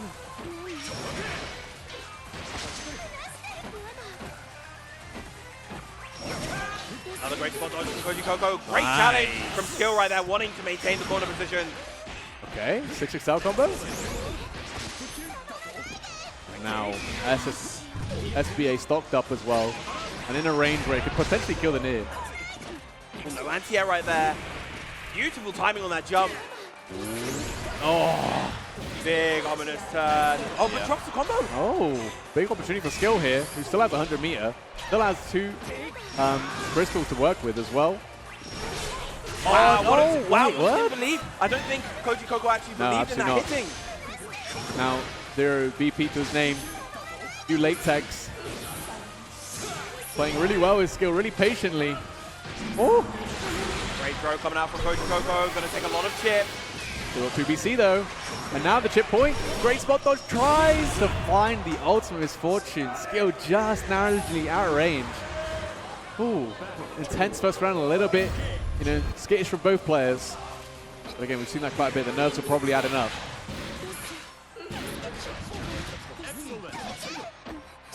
This time, Koji Koko getting the opening gambit. Death's going to be stuffed right there. Not allowed to do anything. Lovely whip punish on the 6XM. Yeah, we've seen the heavy ominous turn, putting in a lot of work in this matchup. One of the few ways to outrange the Siegfried buttons. Oh, a little bit too early that time. Yeah, maybe thought the EX5 was coming, but did an early spot dodge. But, you know, Skill kind of mixing it up using the medium version. Again, just hammering on that block. It's Skill. And an SSBA range Virament. He finds the one hit with the spot dodge on the buffered Orkan immediately.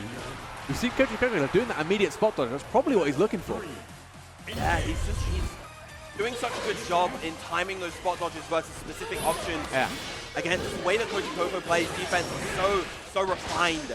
Yeah, and I like it. You know, what a lot of people just let, you know, Siegfried get away with these kind of things. And, you know, Koji Koko is showing that, oh, if I want to, I can play the RPS game. And, you know, make them think twice about just buffering into that 2-2H. Very stock efficient routing from Koji Koko. Got a lot of damage while still having 4 stocks. And a route into FBA will be enough to take out Skill right here. Oh, so many the Latex. Koji Koko doing so well defensively. Big jump in from Skill, though. Big. Shouldn't be able to kill, even with the basketball combos. Might go for it. No, just going to close it out right here. Oh, wait a minute. Wow. Oh. What an optimization from Skill right there, taking that first game. I thought we might have seen a new fireball route right there, but no, instead, making beautiful use of all the options available. Yeah, Jesus. Siegfried. I always get surprised, you know. Yeah. They'd be making stuff. I think I got used to just seeing the old bread and butter like Siegfried combos, and then they bring out something new, and I'm like, oh, that is way too much damage. Yeah. Oh, yeah, excellent use of all the resources available. It probably was the last hit before the combo limit as well. So really optimal. Yes, I think it hit combo limit on the Raging Strike. Yeah. So yeah, excellent stuff. No, that's the stuff you got to bust out if you want to make it up further onto this bracket. That's for sure. Still giving it everything he's got. Going 1-0 up against Koji Koko. Believe in victory. Battle 1. Engage. Them start things off.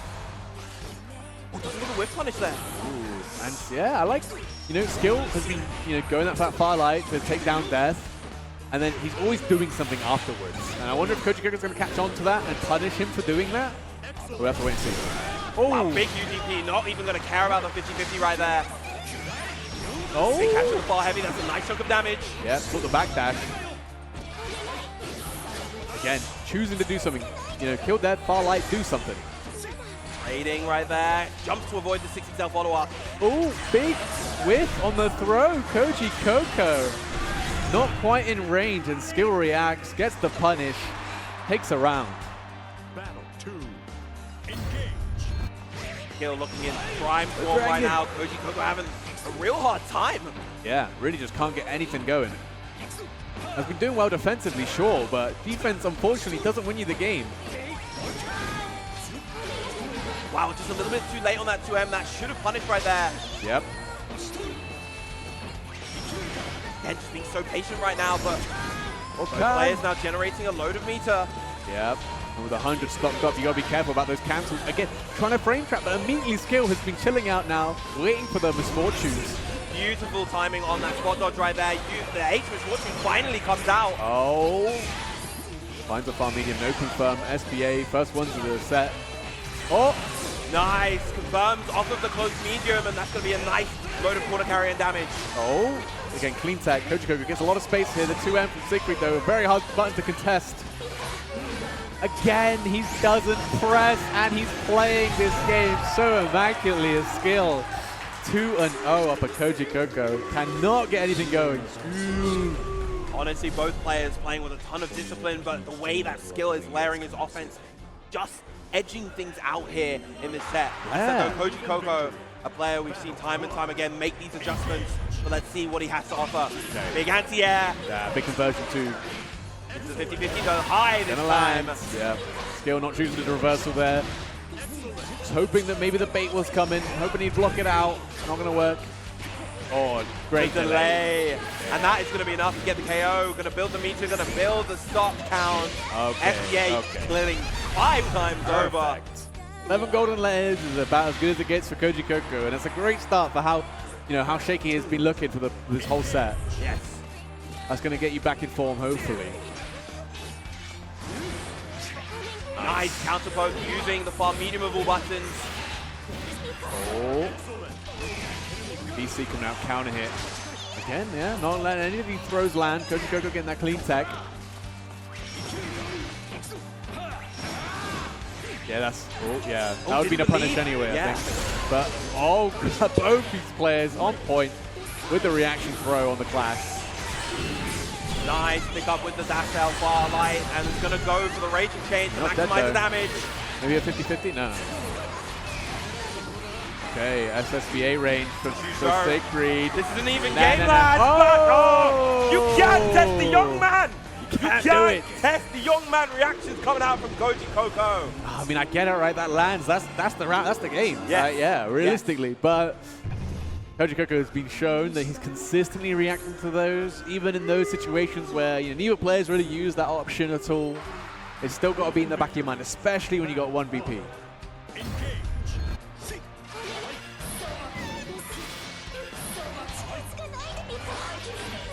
Nice. Again, playing the RPS game around death perfectly as Skill. Has not been opened up by the misfortune frame traps yet. Oh! Finally we see the backdash shimmy. And that's going to be a nice chunk of damage. Gets the man against stock. The next hit should do it for Skill. Yep. Has a lot of BC to work with here as well. Not that it helps you that much against Nia, but the messenger certainly does. Oh! The spacing on that empty jump, absolutely immaculate from Skill. And now 1 round away from advancing and knocking Koji Koko out of 5th place. That'd be insane. That'd be insane. Skill, great player. Don't get me wrong, but it's probably one of the biggest wins he's had in a Granblue bracket. Yeah. Koji Koko, one of the young prodigies here for Granblue Fantasy vs Rising. Has been absolutely stellar so far, but is this the end of his road? Can he make this comeback? I don't know, man. Siegfried's 1 hit away. Here you go back to the corner. The Uwe's coming. Oh, what a challenge. Wow, bravery. Great start, 50-50. Is what it takes here, and the low this time on the 50-50. Drops the full combo, but the SBA reactions not going to be dead just yet. Skill going to be put on the chip point. Maybe the install. Do it. Uwe. Bravery. Oh. What a jump! Oh! But the 6-2-3 misfortune upon you. Incredible reaction from Koji Koko right there. I thought that jump was going to do it for Skill. Oh my God. Far light. Check with the far light now. Koji Koko finding his rhythm. There we go. Another 50. Oh, blocks. Oh, actually baits it maybe. Okay, still stuck in this situation, but happy to block it out. Waits out, and the DP on the RPS. Whoa, whiff putt. Wait, no confirm. A little bit delayed perhaps. Doesn't matter, finds the hit anyway. Doesn't convert into SBA though. Big missed opportunity for Skill. Indeed. So here comes the pressure from Koji Koko. Gets the 6-6 down count here. That's going to be a lot of damage. Yeah, going to convert into SBA, no doubt. Big damage, 1 BP for Skill. Back to the corner. BC is blocked, still has 100 meters, still has SSBA, still has SBA. Still has hope here in this round. The throw. BC. Getting me out of here. Important BC right there, and trapped Skill Finally. with the 623Ls, a misfortune. 2-2 once again. Yeah, I think that's the first time Skills not guessed right on the misfortune frame trap. So Getting right antsy, didn't want to take all that chip because he was so low on his HP, but as a result, Coco capitalizing. We are going to get a game 5 now. Skill versus Koji Coco. Koji Coco done really well to bring this back. 2 games straight now, looking to make it a third. He doesn't get the 2M after the count hit far light. Oh, there it is. The big 2148. Yeah, the conversion into the ultimate fatal waltz. Going to get you some free pressure. The big 2M, but no conversion afterwards. Oh, late tech. 2M going to land. Another one. Still in SSBA range. Needs to make it count. Does not want to let Koji Coco go up to set point. Another misconversion opportunity. Another one. Another one. We're seeing Koji Coco play a lot faster, but I'm almost unsure as to whether he himself is ready for the speed at which he's playing. Oh my God. He's missing all of these All of them. conversions. I think Skill's going to be put on the chip point here. There's not really much else you can do here. Trying to commit to something, and Koji Coco's been so good at countering with that far light. And now it's Koji Coco on the set point. Viram. This has been so close between these two right now. And then another great check. Wow. Koji Coco ramping up the pace. Yep. Now in a very winning position, but Skill says he's got more to say.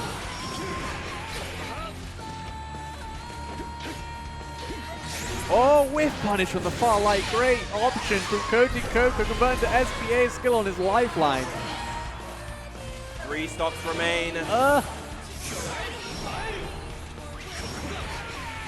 it's so intense right here, Viram. And there it is, the 6XL count it. Beautiful adaptation throughout the latter half of that set from Koji Coco, keeping himself alive and knocking Skill out at 5th place. Very, very close for Koji Coco there to getting knocked out right. 2 games down, set point for Skill. Couldn't quite close it out. Got to be a heartbreaker. But for Koji Coco, it's got to feel good. It's got to feel good. Moving on into that loser semi-finals. Yes, very good indeed, where he'll be fighting against the winner of Space and Dudikoff coming up next. Both of which would be very scary to face, I'm sure. But after that set, you probably need a moment. Oh, definitely. Very intense forward, you know. Yeah, it's just been intense sets back to back to back between pretty much all of our competitors. I mean, we had 1 or 2 3-1 sets, but aside from that, so many game 5s. Yeah, exactly. I mean, well, hopefully we keep getting more of them, Biram. Hopefully we keep getting more of them. Hopefully we get more indeed. I'm loving it. Can we even get the 10-game grand finals? Who knows? That would be sick. That would be sick. As long as it's not a near mirror. Well, okay. Well, I mean, if you consider that it would be the last near mirror grand finals of this true. It was almost version nostalgic of the game. Yeah. You know? Kind of a great way to send it off. And but maybe the first of many more. Who knows? I mean, the character's basically getting reworked from the ground up. So hard to say where she might end up after the patch. But at very least, looks like she's going to be way more complicated, way harder to play, and way more interesting for that reason. So yeah, and I think that was definitely the original intent for the character. They wanted her to be one of the more demanding, one of the harder characters. I mean, she has the 2-star difficulty, and yet, you know, launch Nia was not a 2-star difficulty character, not by any means. Yeah, and very interestingly, she was also lost to her reversal, right? She was no longer have a no longer got a meterless reversal, Because when I originally was reading the changes to Misfortune, it said can now be chained when you do it first thing, and I was like, oh no, please! And then they removed the armor. I was like, thank goodness. I was like, oh, so this is how we're gonna play, is it? But nah, they were smart enough to do that. But yeah, look, the changes do look pretty interesting for Nier. Not gonna lie, looking forward to see how many Nier players stick around with the character. I know a lot of people do love her design, and maybe when she becomes a more interesting character, actually get more attached because the character is fun to play. Yeah, she's a fan favorite from the gacha. I know that for certain. And you know, Nier players, they are incredibly dedicated. Top level ones are very, very dedicated to the character. I mean, you try and hop on ranks and you want to try and get top 10 with Nier. Good luck, man. Good luck. Some characters, you know, a couple hundred crystals. Nier requires at least 10,000. Yeah. Which is insane. Which is a lot of grinding. That's a lot of games. And honestly, as well, the change to rank mode's pretty interesting. I think we get the rank reset. You can give a lot more people motivation to grind and stuff. Yes. Because like you say, like, if you're picking up Nier and whatever, and you see the top 10, like, 10,000 crystals, you're like, bro, I'm not going to try. Like, what's the point, you know? But yeah, definitely a lot to look forward to as well. With the new patch, of course, many other new quality of life changes, things like that. New Granblue games, which I believe everyone's excited for, right? I'm so hyped for Granblue. The more greater variety in the games. They've been improving that mode quite a bit as time has gone on. Even now, I'd say it's in a pretty solid spot. Well, aside from the fact that no one's playing it, play Granblue. Yeah, play Granblue. It's fun. I promise, it's fun. You always get dailies and weeklies for them, but no one's ever playing. Get that battle pass, guys. You guys don't care about those skins? Come on. Exactly. Belial skin coming Oh, up, yeah. of course. A lot of people would be caring about that one, that's for sure. Especially... Maybe that's a conspiracy. Maybe that's why he didn't take as many nerfs. I was Help sell the skin. Oh my god, we found it out. Yeah, We've cracked the code. We cracked the code. Belial, you gotta get... I mean, I don't even know if you would need him to be top tier to sell that skin. That's the problem. True. That's true. That's the problem. They hedged their bets anyway. He has had the eternal benefit of being top tier for the past 4 years, so... Belial is eternal. Yeah. That is unfortunate, but he's here to stay and we got to deal with it. You know what I mean? Who knows who else is going to be up there joining him? We'll have to wait and see. Believe in victory. Battle 1. Engage. We are going to be jumping into it. Looked like a button check for a second, but... Here we go, the other loser's quarter side, Space up against Dudikov. Getting a great opening, Space can be able to cash out into a whole grip of damage in this corner. Great damage, great meter, but a great Thunder Flash coming out from Dudikov to relieve the pressure. Wow, what an air-to-air, and picks up a bit as well. Space in a position to close this out. He finds the hit in the corner. Anything hit confirmed into that EX Riding 3, and we're gravy. Watch your toes, that's going to be a full combo for Dudikov.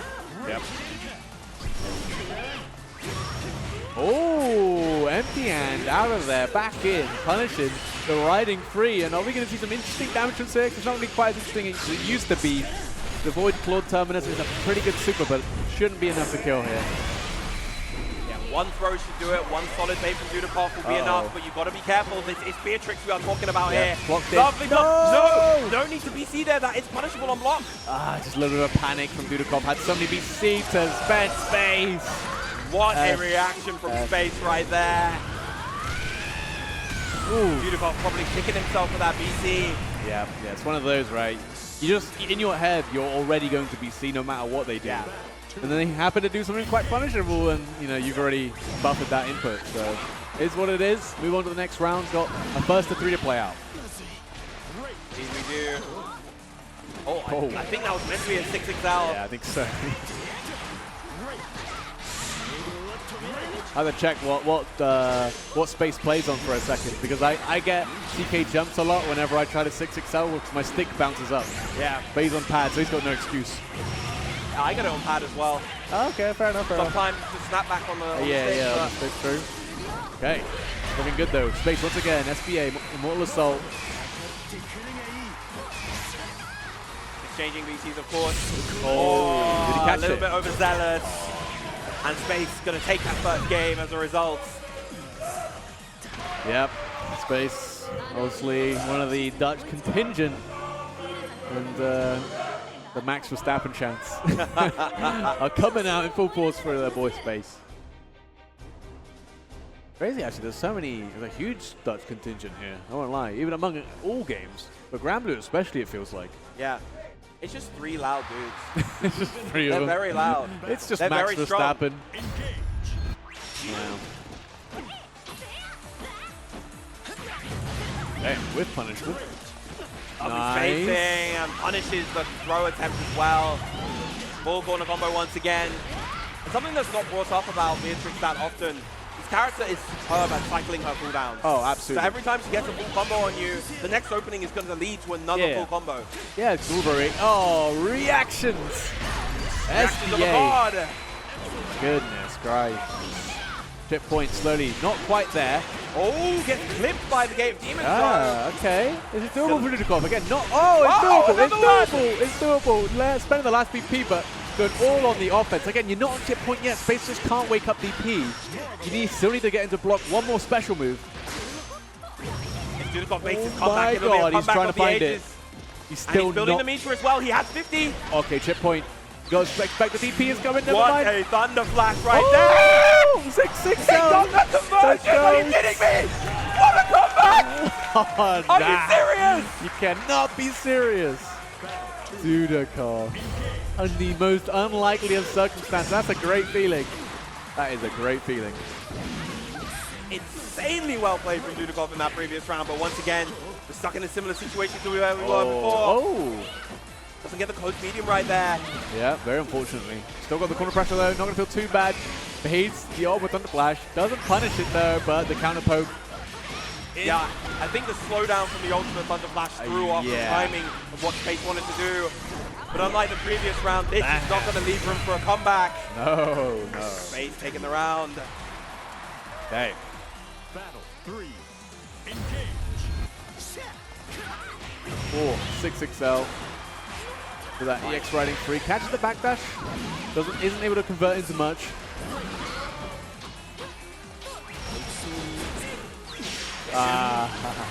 Great use of the Thunder Flash right there. Not in range to get anything off of that. Big TV coming out from Space.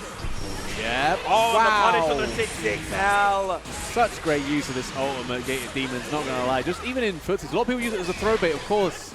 It works excellently for that, but also in this mid-range. Excuse me! Wow, low profile of the execution. 50-meter gone, no anti-air. Throw land. Damage is adding up, you know, 1 BP point. Clean tech, going to save you a bit of life. And a bit. Smell it. I smelled it, and Space smelled it as well. The U empty, the U Gate of Demons, so ready with Space, and now 2-0 up as a result. Yeah, it just feels like Space is so ready for whoever he's running up against, right? Like, he just knows, he smells it in the air, like, knows what you want to do. And we've seen it, Dudakov, of course, like, Ultimate Gate of Demons has worked brilliantly, especially when his back's to the corner, when he has a little bit of space to work with. It's going to beat out that 6XL, which obviously is a great option. Yeah. With the reaction Space. Core to how Beatrix wants to play the game. Exactly. But no, playing around it excellently. And has the reactions to match. And now, 2 games up, we might be seeing our first 3-0 of top 8. But we'll see what Dudakov has to say about that. Nice punish on the Shadow Trace backwards. Most of the pass can actually punish it with 6XL. Yep. But still, it's not easy necessarily, you know. It's not really a buffable input. You just have to know the timing. And of course, Space knows it. EX riding free going to give you this full corner conversion. It doesn't get close heavy like he's hoping. Oh, wow! Crossing sides and crossing blades, but now Dudakov getting the advantage here. Safe jump. Of course, oh my days. Amazing fuzzy mash coming out from Space. Once again, the Immortal Assault takes that BP away. And Dudakov, 1 left. SBA range, or SSBA range, does help the comebacks be made possible, but we've seen how clean Space has been playing. Might not be letting it happen.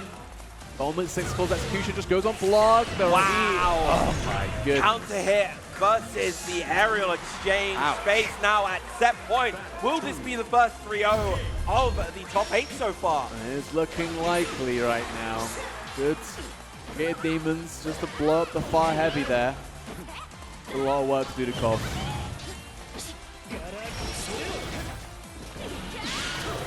Oh, okay. Okay. Beautiful stuff from Dudakov right there. The patience, acknowledging the situation so beautifully. Gonna go for the safe jump setup. Gate of Demons is gonna be BC'd. Oh. With throw goes unpunished. Gets a counter hit 6XL, but you're not close to the corner for a big conversion. Finds the backdash throw bait. SBA on the table. Spent the raging strike anyway. Could be some good damage in a situation. Any hit will lead to death here. But Dudakov. Wow, what a 6XL out of the corner. Can spend SBA if he so chooses, but chooses not to right there. Oh, the throw bait, the jumper for Charlotte main right there. Able to find the punish, and Space gonna take it 3-0 over Dudakov for the first time in top 8. And the Dutch once again erupting in cheer. The 3-man squad backed by others. MF8, Jesse, and Wreck-It Mundo keeping their hopes and dreams alive of the Netherlands on the back of Space, who will be fighting against Koji Coco next. Yeah, but you'll have to wait for that match. because we will be cutting to, obviously, the winner's side. The winner's final is the El Clasico. Socky versus Fidison, German brothers, facing off once again in this very tense winner's side situation to see who deserves that grand finals winner's side spot. Who deserves to go down to losers. Indeed. Socky has got the better of the past few exchanges that these two have had, even the 3-0 back in the previous tournament, but who knows? Fidison did come off that very emphatic victory on Koji Koko before, so we'll have to wait and see. Yeah, and it's one of those where, you know, if you talk to both these players, you know, both of them are aware that, hey, Fidison's usually the guy who's been taken over previously, you know, historically, and also, like, in casually. Like, you know, Fidison can always perform against Nia in these casual settings when it comes to the big stage, just at least in the past few tournaments, just falling a bit short. But also, you know, that's a testament to Socky. I think he's been playing kind of out of his mind, not gonna lie. He's really figured out this character, really figured out how to win with Nia, which is honestly, you know, sounds like it would be easy, but at this top level, playing around all the tools and stuff like that, and your opponent's obviously going to know the matchup quite well. Being able to play around that is not easy. Not easy whatsoever. Fumo. Go Kaguya. Kaguya. Love his war. Of course. No free run today, unfortunately. No. Where is she? He's telekinetically controlling the body of Socky from a remote location. The pro? The legend, the Wii U Pro controller. That's still crazy to me. Bro, I mean, it's a pretty good controller, though. I won't lie. It's for a pro gamer like Socky. That is extremely true, you know? If you were ever wondering about his origins, I think that kind of explains it all. Yeah. You don't need to ask, oh, what fighting game did you used to play? Granblue Fighters on the Switch. Yes. Now, DNF Duel on the Switch. Now we're talking. Oh. But now. You see Gideon walking around the venue. Obviously, Gideon the Great, another very good near player. Yep. He's going to step up, you know. He's upped his Fumo game, up to having a Ratatouille rat on his shoulder. I saw. Mind control him. So you can always blame the rat, La Rata, if you ever do wake up DP. Right, both players just locking in. Yep. Because they're going to need to. Both in their zen states. But we'll see. Obviously, Fidison already taking first to 5 up against a near player in Koji Koko. Going to be feeling very confident. Versus Siegfried. Two German brothers duking it out once again. A tale as old as time in the tale of rising. Socky versus Fidison here in winners finals of VSFighting XII. And we're underway. Put the words right in my mouth, Viram. I was about to say, you know, tale as old as time, it feels like at this point. Yeah. You know, the game's not even a year old, but these guys have been facing each other back to back to back in these tournament settings. And Socky getting the better end of it in his first game, looking good so far. Oh, wow. With a neutral jump, didn't commit to a button, and Socky going to take this first round in quite dominant fashion. Easily does it. Didn't give Fidison a chance to get going. Obviously, Siegfried 2H, excellent anti-air, don't get me wrong. Does lack on that horizontal range. Oh, caught. Fidison standing right there, but now Fidison's turn to try to apply some offense. Yep, trading back and forth those PCs. Fidison obviously blocking that 50-50 one time. Gonna feel good for himself. Wow. Big anti-air with the close heavy. Had enough time to even get that. Okay, another one. Goes low. Oh, what a shimmy coming out from Fidison right there. Honestly, both players now one hit away from death. Oh, but it whiffed. Had the correct option in the spot dodge, but the whiff. Raging strike. Couldn't spot dodge to you. SSDA. Not going to clean it. Not enough just yet, but he's in a great scenario to build up that chip damage. Oh, what a challenge from Socky right there, and that's going to win him the first game. And the composure on the side of Socky, just to press 2M there to beat out the Uwe, which was going to chip him out. Yeah, I'm kind of shocked that we didn't see the Verdrangling instead coming out from Fidison. Just up to 50-50. Okay, trying to bait that DP. Doesn't commit to anything and already landing the hits. Taking Fidison to the corner where Socky is so good at playing. Look at him mixing up his options depending on the range. That's going to be a perfect from Socky. shades of what we've been seeing in the previous tournament. Saki absolutely dominating here. God damn, man. Yeah, like I said, when Soki's on his game, man, he does look unbeatable, I won't lie. He's definitely playing the character to help.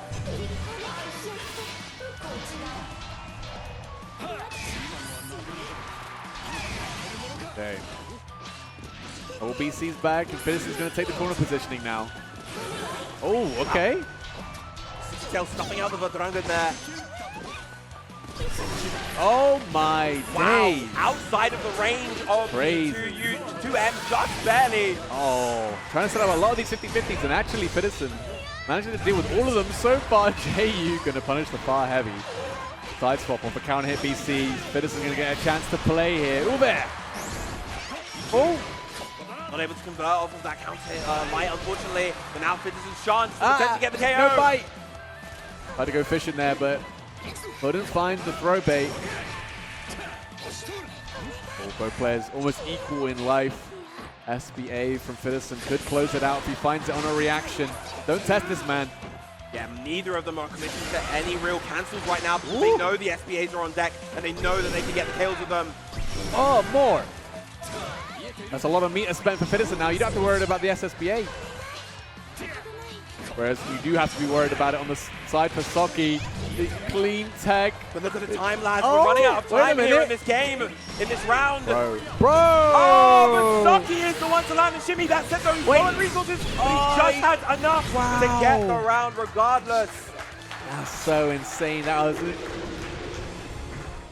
insanely tense. I don't know, like a minute straight it felt like. Both these players are 100 meter, fully loaded up, fully stocked up. Patience, just patience on both of them. And then Fittis was the first to crack with that throw bait. And now the Lemon Jita has been locked in. Not messing around. Having to deal with that nail-biting finisher at the end right there. Probably a little bit too much for the Siegfried, so yeah. here. It might be a case of, at this point, it's looking long, you know. You got something to change it up. And as well, look, if you're going to make it through on the loser side as well, at least you've got a little bit of extra data having played Jita. Yes. And who knows, it might work. It might give you some time, but now you're fully committed. Now's the time to make it count. Fittis 2 games down to Saki. Winners finals. So a good start already. The additional speed of Jita allowing her to create and close gaps much better than Siegfried. Absolutely.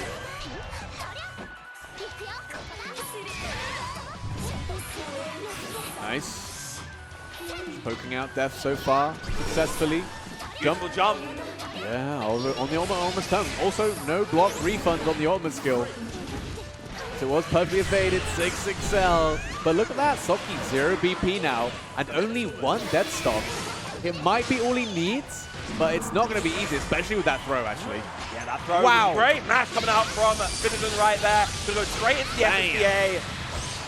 Okay, that is 0 BP damage, but shouldn't be enough to kill even on the low health of Nia. Yeah, not yet. Throw will do it, though. Or a simple 2L is going to be enough as well. Fittis this time taking the first round here in game 3. Yeah, first round for himself as well. Going to be a good feeling. Counter swap seems to be working out so far.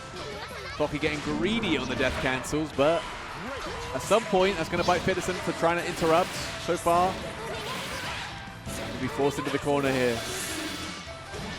Lots of just blocks to get that extra meter. I like it. Oh, not in the range to actually be safe right there, and the 2M is able to punish. Oh, you might be dead. No, not just yet. Yep, very close to chip though.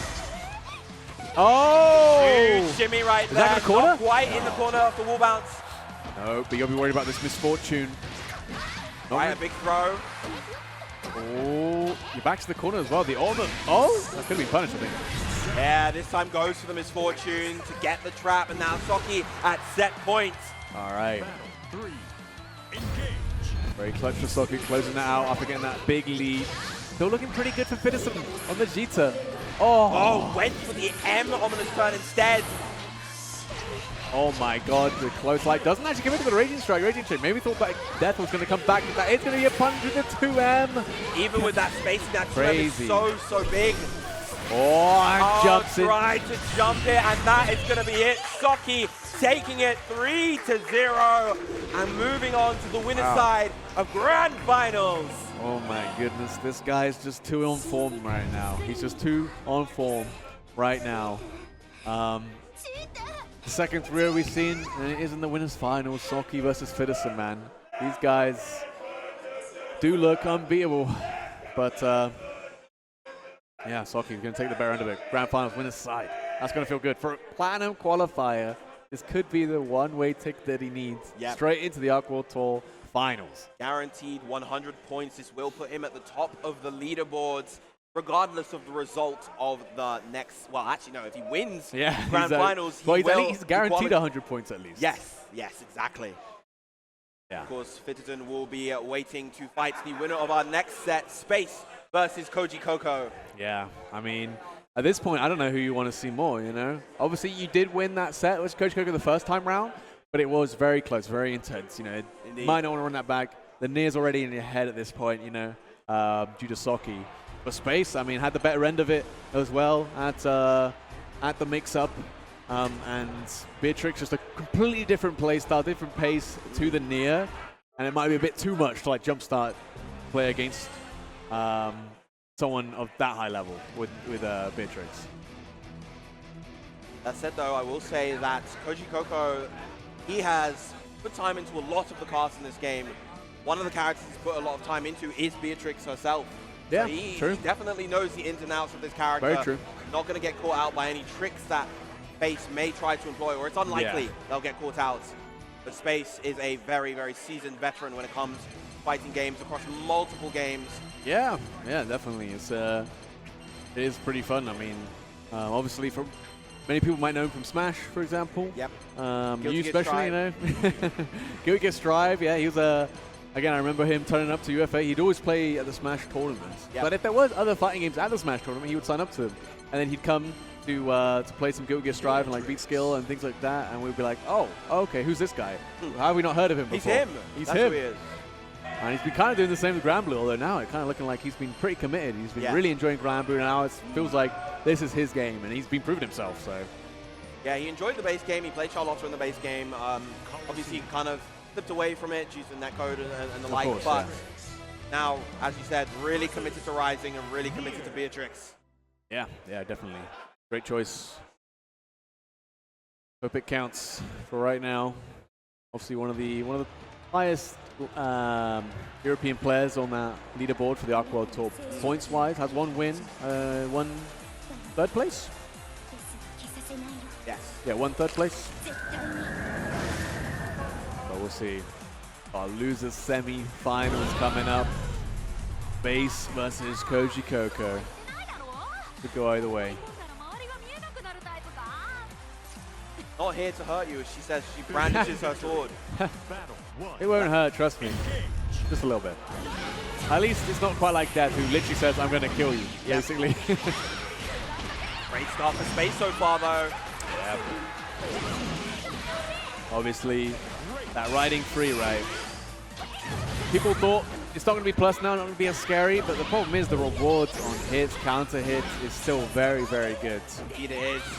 So playing neutral versus Beatrix is still a bit scary, having to worry about this low profiling, you know, riding free. Space just pummeling. Koji Coco in the corner right now. Goes for the BC. Too well, but not going to be enough just yet. Still in a great position in Space. Kaleda's mix and there's the 5U. Nothing is forever, including that round. Space taking it. Yeah, very good way to close it out. The command grabs, man. Obviously, a lot of people get used to doing delay tech off a defense versus, you know, throws, and, you know, just also doing clean tech, but that's not going to work on command throws. So, great way to close out rounds. Big jump from Space right there. That's going to be the full combo in the corner. So much meter he builds here. He might get enough of the SBA. Probably not. Not going to commit the Raging Strike. But now he has SBA. And the wrong hit, honestly. Oh, great use of the 2-2U there. And look how much damage. Jesus. So much damage coming out from Koji Coco. And all this pressure. Oh, we're clocked in. We're clocked in. That is going to sting. Is that going to be enough? Maximize that damage beautifully. That's going to be a lot. drains that close. last VP. This is the low health near as well. I think you're Alrighty, dead. chat room. Oh The my sliver. goodness. And the 2L to take it. Beautiful stuff to Space, taking the first game. Not bad, not bad. And that is the scary part about playing against this Beatrix champion. Obviously, SSBA range, she's clocked in. And any stray hit can lead into that kind of conversion. Even mid-screen.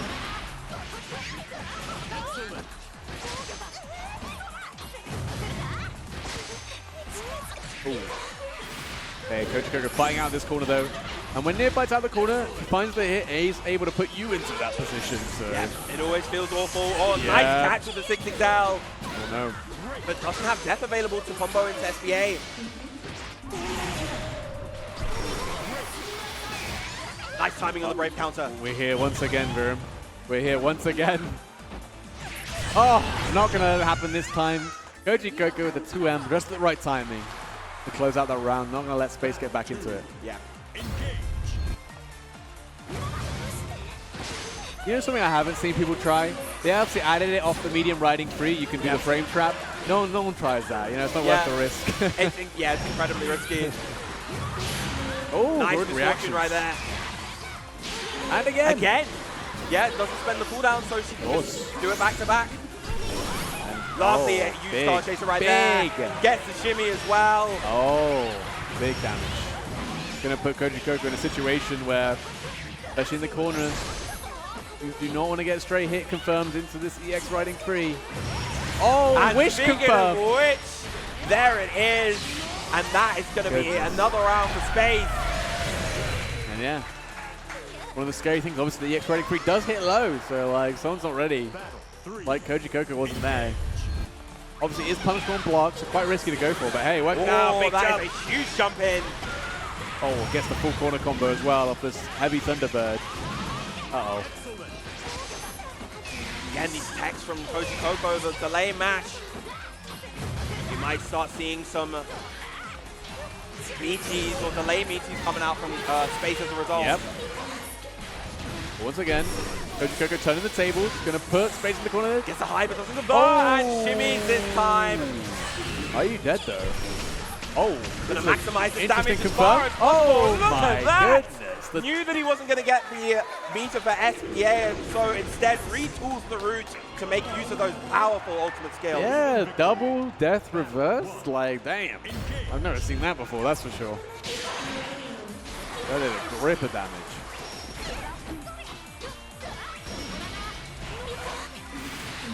Wonderful challenge from Koji Coco right there. Okay, and again, just immediately reversing the screen positioning. Pretty big. Get back close, heavy to anti-air on the cross-up. Obviously, Space got that Delta Clock activated, but Koji Coco has a lot of health, so shouldn't be too afraid of the situation. Has 3 BP as well. Yeah, look how much chip is being piled on. What a whiff punish on the sweep from Koji Coco right there. Yeah, excellent stuff. Definitely came here to play, and now a lot more warmed up than he was looking in that first game. Riding free though. Massive riding free, close enough to the corner as well. We saw it before, we'll see it again. There we go, using the light chain this time to catch Koji Coco off guard. Yep. Using the Raging Strike just to extend the combo without needing the cooldown. Just gonna mash on that situation. Well, unfortunate. like missing, but still Space in a great position. Yeah. Ooh, the rollout from the heavy Thunderbird and avoiding the chip, but the Star Chaser chasing Koji Coco down and taking the round once again for Space. incredibly fast fireball. Frame trap, full conversion as well. That's gonna hurt. Oh, whipping the H Thunderbird right there. Space is wanting to start that offense now. Yeah, Koji Coco couldn't get conversion without spending Raging Strike, doesn't choose to. Now both players fighting for this game number 3, the DP send, and it nearly gets a whip punish with that 6XL. And now we're back in this corner situation. It is very scary for Koji Coco. You've got to pick your buttons extremely wisely. Scary for both players, honestly, considering the health that Space is at and the BP as well. Have to be so careful of whatever Koji Coco could go for. Goes for the straight, but so ready again, as I mentioned, plays his character and is ready to get in position to get the punish and get the game. Yeah, very, very nice. We're so ready. We see a lot of people like to use the heavy Thunderbird deck because obviously the first hit can make BC and things like that. But if you know that's coming, obviously Koji Kogo is showing that there is some counterplay there. Yes. Especially in the corner. You're back to the corner, you can roll forward and get a whole punish. Yeah, hold forward. Don't even need to roll. In fact, I think rolling is actually worse there. So Really? You can just spot them. No, you just hold forward. Oh, to get underneath. Take a little step forward, and that will sideswap the position. Battle 1. Nuts. Engage.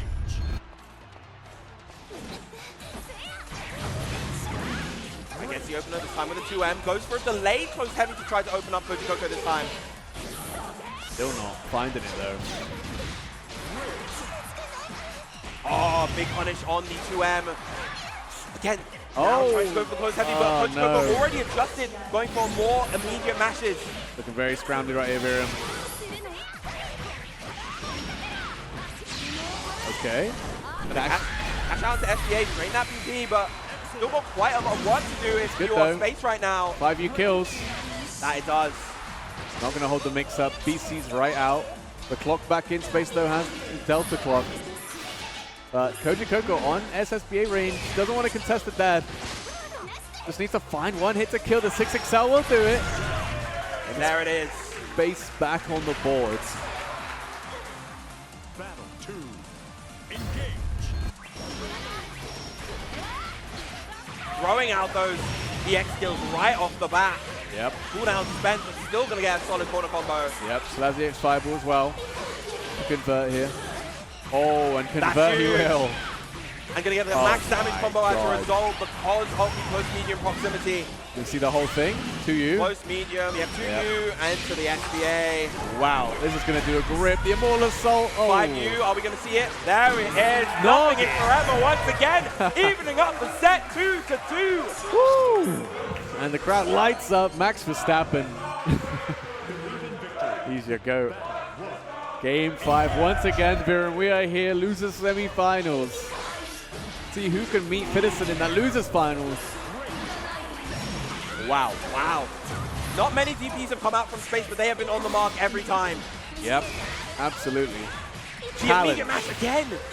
Yep, catching the delay time, but the space is trying to mix up now. Big jump and no anti-air. Let's get the counter hit BC to reverse the tables once again. Oh, that is gigantic for space. Going to get the full combo and has the point for SBA. May not spend the BP here. No, does. I don't know if I agree with that. Could have been in a pretty much more comfy situation, but maybe you just think you're going to die anyway. And he confirmed it to SSBA. Oh, didn't believe in the match. Oh, very careful. Oh, that doesn't actually confirm. Base, the spot dodge, no punish. And this chip is piling on space right now. Oh, he's still on chip point. Oh, spot dodge a little bit too early. Koji Kogo now at set point. Wow, what an intense last round and potential last round of this set. Oh, clipped by death right there. It's not looking good. Oh, it's not looking good. Okay, here's a time, but immediate BC back. These guys are spending it all. Does get frame trapped. Should be a big opportunity for space. Maybe finds the corner here. Not quite. Oh, tries to jump. Oh, jumps he's jumping. Again. These are the Charlotte jumping. jumps. Oh, one hit confirmed. One hit confirmed. Koji Kogo here. Space time trying to play and clean. There it is. The 2-2-U. The U death reverse is going to knock space out the tournament at 4th place. And Koji Kogo gonna find that run back up against Fiddison in the losers finals. There we go. That is our final top 3 of this very intense bracket here at VSFighting. We have Saki in the grand finals winners sides and waiting in the losers. Fiddison versus Koji Kogo, which we're about to jump into. Goodness. Yeah, 2 of Europe's finest versus 1 of the North America's finest as well. Yeah, absolutely. Wow. I cannot believe we still have sets to go. Yeah. And 2 Niers, 1 Siegfried. What a way to end this patch cycle 1.4. Couldn't have asked for a better one, not gonna lie. Truly, truly fitting. Yes. There was one way to summarize. But who knows? Maybe things might stay the same, you know? We don't know. We don't know. I will be surprised if they do. True. But we'll have to wait and see. At least the characters might change. I don't think the names will change very much. Oh, yeah. That's the big thing. Yeah. That's the big thing. I don't know if we're really going to see much, you know, we will see obviously some more characters, more players and things like that rising up. But, I mean, Saki and Fiddison at this point, pretty much mainstays in high-level Granblue. So. Yes, yes.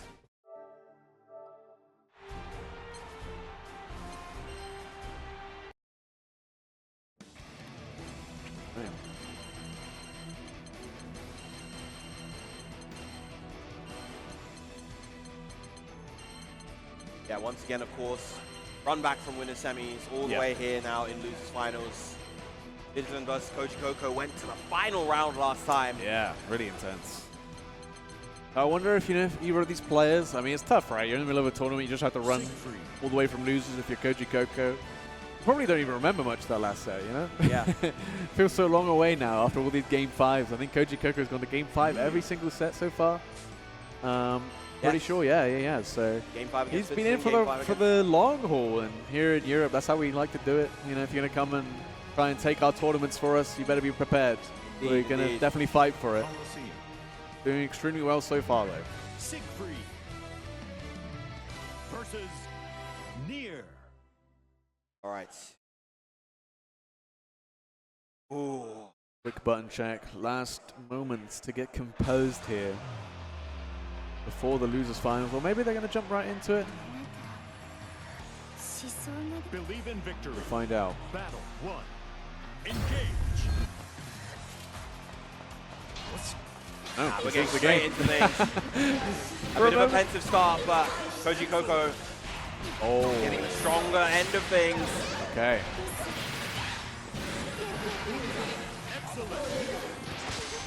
Good attack on the throw. Yeah, interesting setup there. The meaty ominous turn into like what looked like a safe jump.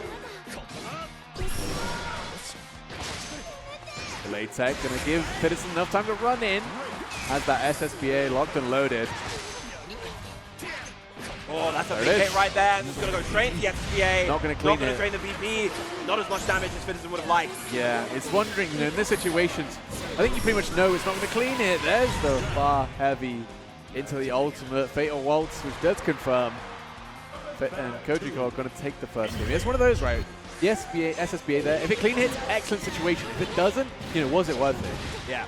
And you do have to recognize this ranges, but that won't happen. I think. Nice bait on the misfortune right there. Yeah. Trying to find that big close heavy counter hit Fiddison loves. Not going to find it yet.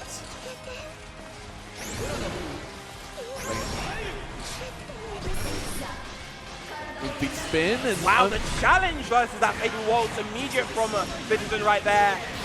Not going to go for the L follow-up into the new Orkan, but instead. Yeah, saving the meter, but might not get a chance to use it here. Ultimate Messenger going to punish the recovery there of that ultimate skill. Waits the 2H. Very nice. Wasn't worried about that JU at all. Koji Coco going to take that first game. Believe in victory. Battle 1. Engage. There, this time he'll land it, but hey, you know what? You got a lot of life. It's not going to be that good of a situation for Fiddison. An immediate challenge from Koji Coco going to turn the tables. Wow, pressing versus BC right there. Yeah. Just going to sit outside this BC range, not going to let Fiddison a chance to reverse the situation. Oh, that's a big hit right there, but not quite in the range. Nice. To get the far light. BC lands. Fiddison going to probably immediate SBA. Great reaction from Fiddison right there. Doesn't drain the BP though. Scary situation. Koji Coco with so much meter. Nice challenge from Fiddison right there though. Oh. Coco low on BP, and that's a huge jump in from Fiddison. God damn, move there. A bit of close nice out. There we go. Nice stuff from Fiddison. Finding these big jumps in the pressure. Not something that many people do versus Nier, but I think when you've got the fail safe of Siegfried, JU, it's definitely something you can do a little bit more. And I love the decision to jump there, expecting Koji Coco to 6XL in versus the minus frames after getting rid of death. Yeah. Goes for the jump instead. Very cool. Mixing up that post-death kill situation. Very important to do in this matchup. You don't want to get predictable. Yeah. Doesn't actually get the side switch there. Coach Coco, but still in a great position. Tries to go for the throw, and another JU coming out. Very good. Very good. Again, you got that fail safe. You think it's a bad jump? It's not a bad jump anymore. Yep. But we saw, there are ways around it, right? We saw space. You can consistently backdash it and get a whiff punish, challenge with the far light. Has a lot of meter here, but I don't think there's a way to finish this combo. Yeah, combo limit already reached. Throw will kill, though. Backing off, doesn't want to deal with Nia. Uh-oh. Ooh, now stuck in the corner. Okay. You're willing to take the throw. You've DP got health kills. to spare. I think that was meant to be you Fatal Waltz, but instead, it's we'll okay. You can take the throws.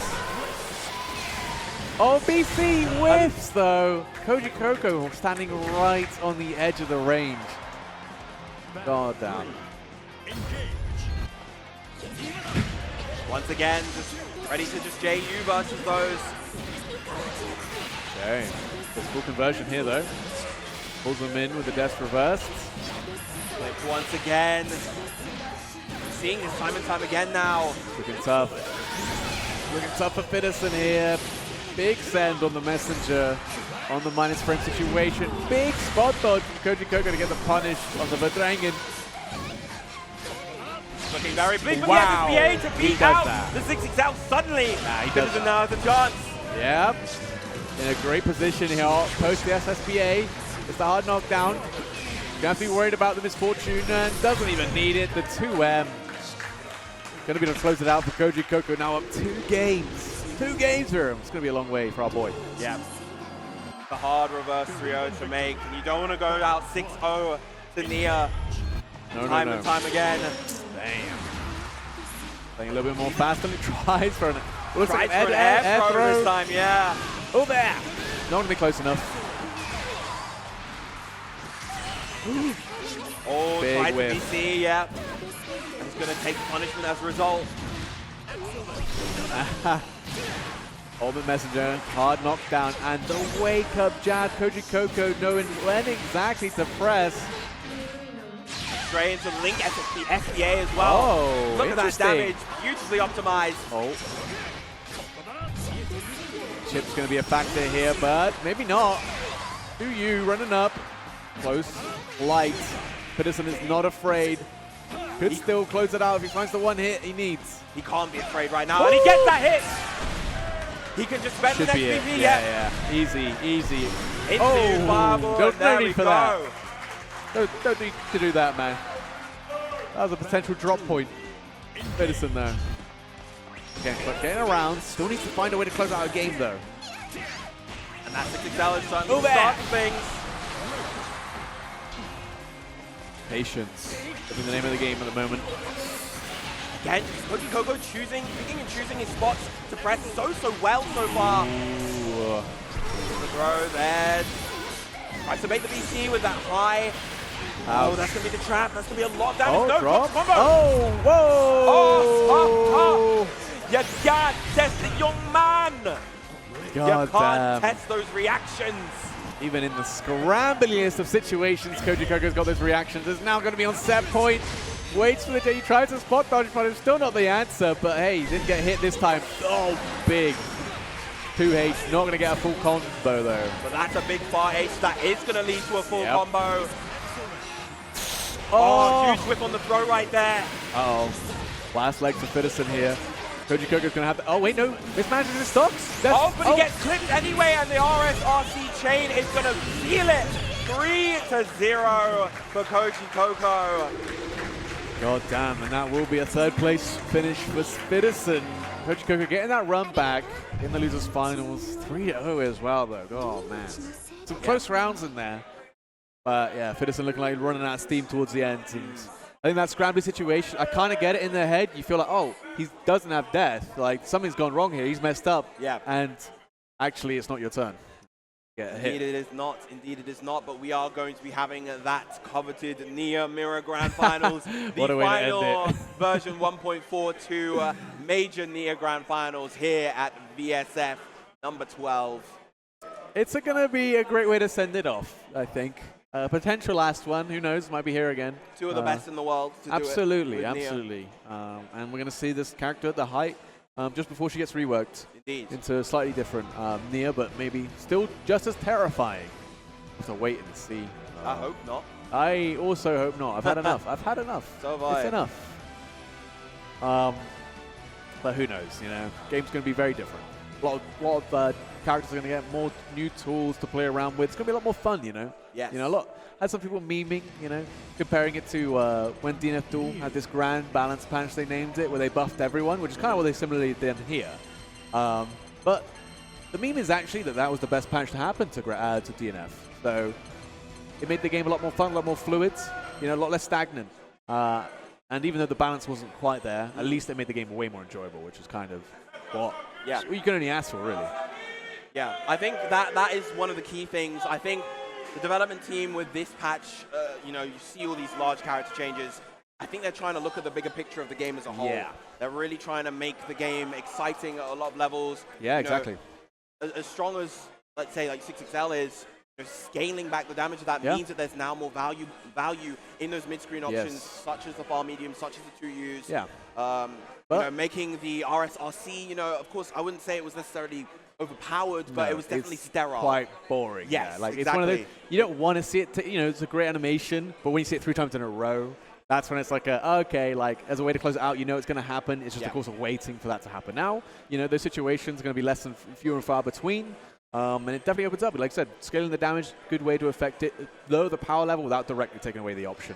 So we're still playing the same game. But, you know, like I said, there's more emphasis on other options, playing that mid-range. Being better in that mid-range is going to lead into a greater reward for you now. Oh, so we might not actually be seeing the Nia Mirror. We may instead be seeing Koji Coco locking in on the Beatrix. All right. All right. Damn, the Beatrix, though. Very interesting. I guess I saw him practicing the Beatrix. He has been practicing the Beatrix today, this weekend. So this is not by any means rusty or out of practice. This is a true, tried and true Beatrix right here, right now. Are we getting a button check or are we getting grand Did they finals? already do the button check? They did the fist bumps. It doesn't know we're getting into. All right, we got our grand final, Saki versus Koji Coco. Can we get a little bit of noise, please? Woo! Thank you, 3 people. All right.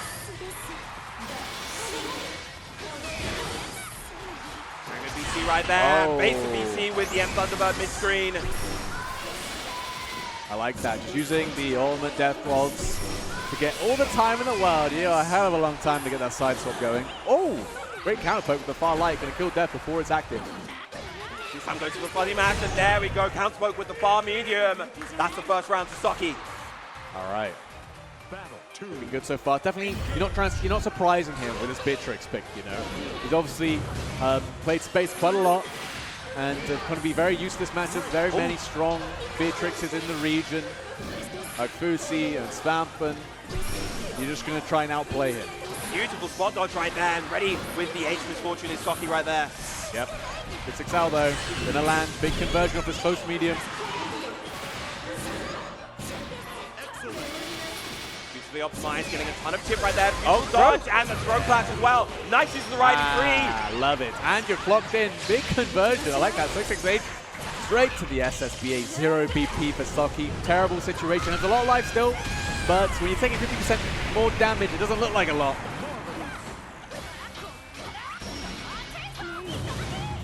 Not panicking just yet. Just trying to find a delayed option. Nice BC once again.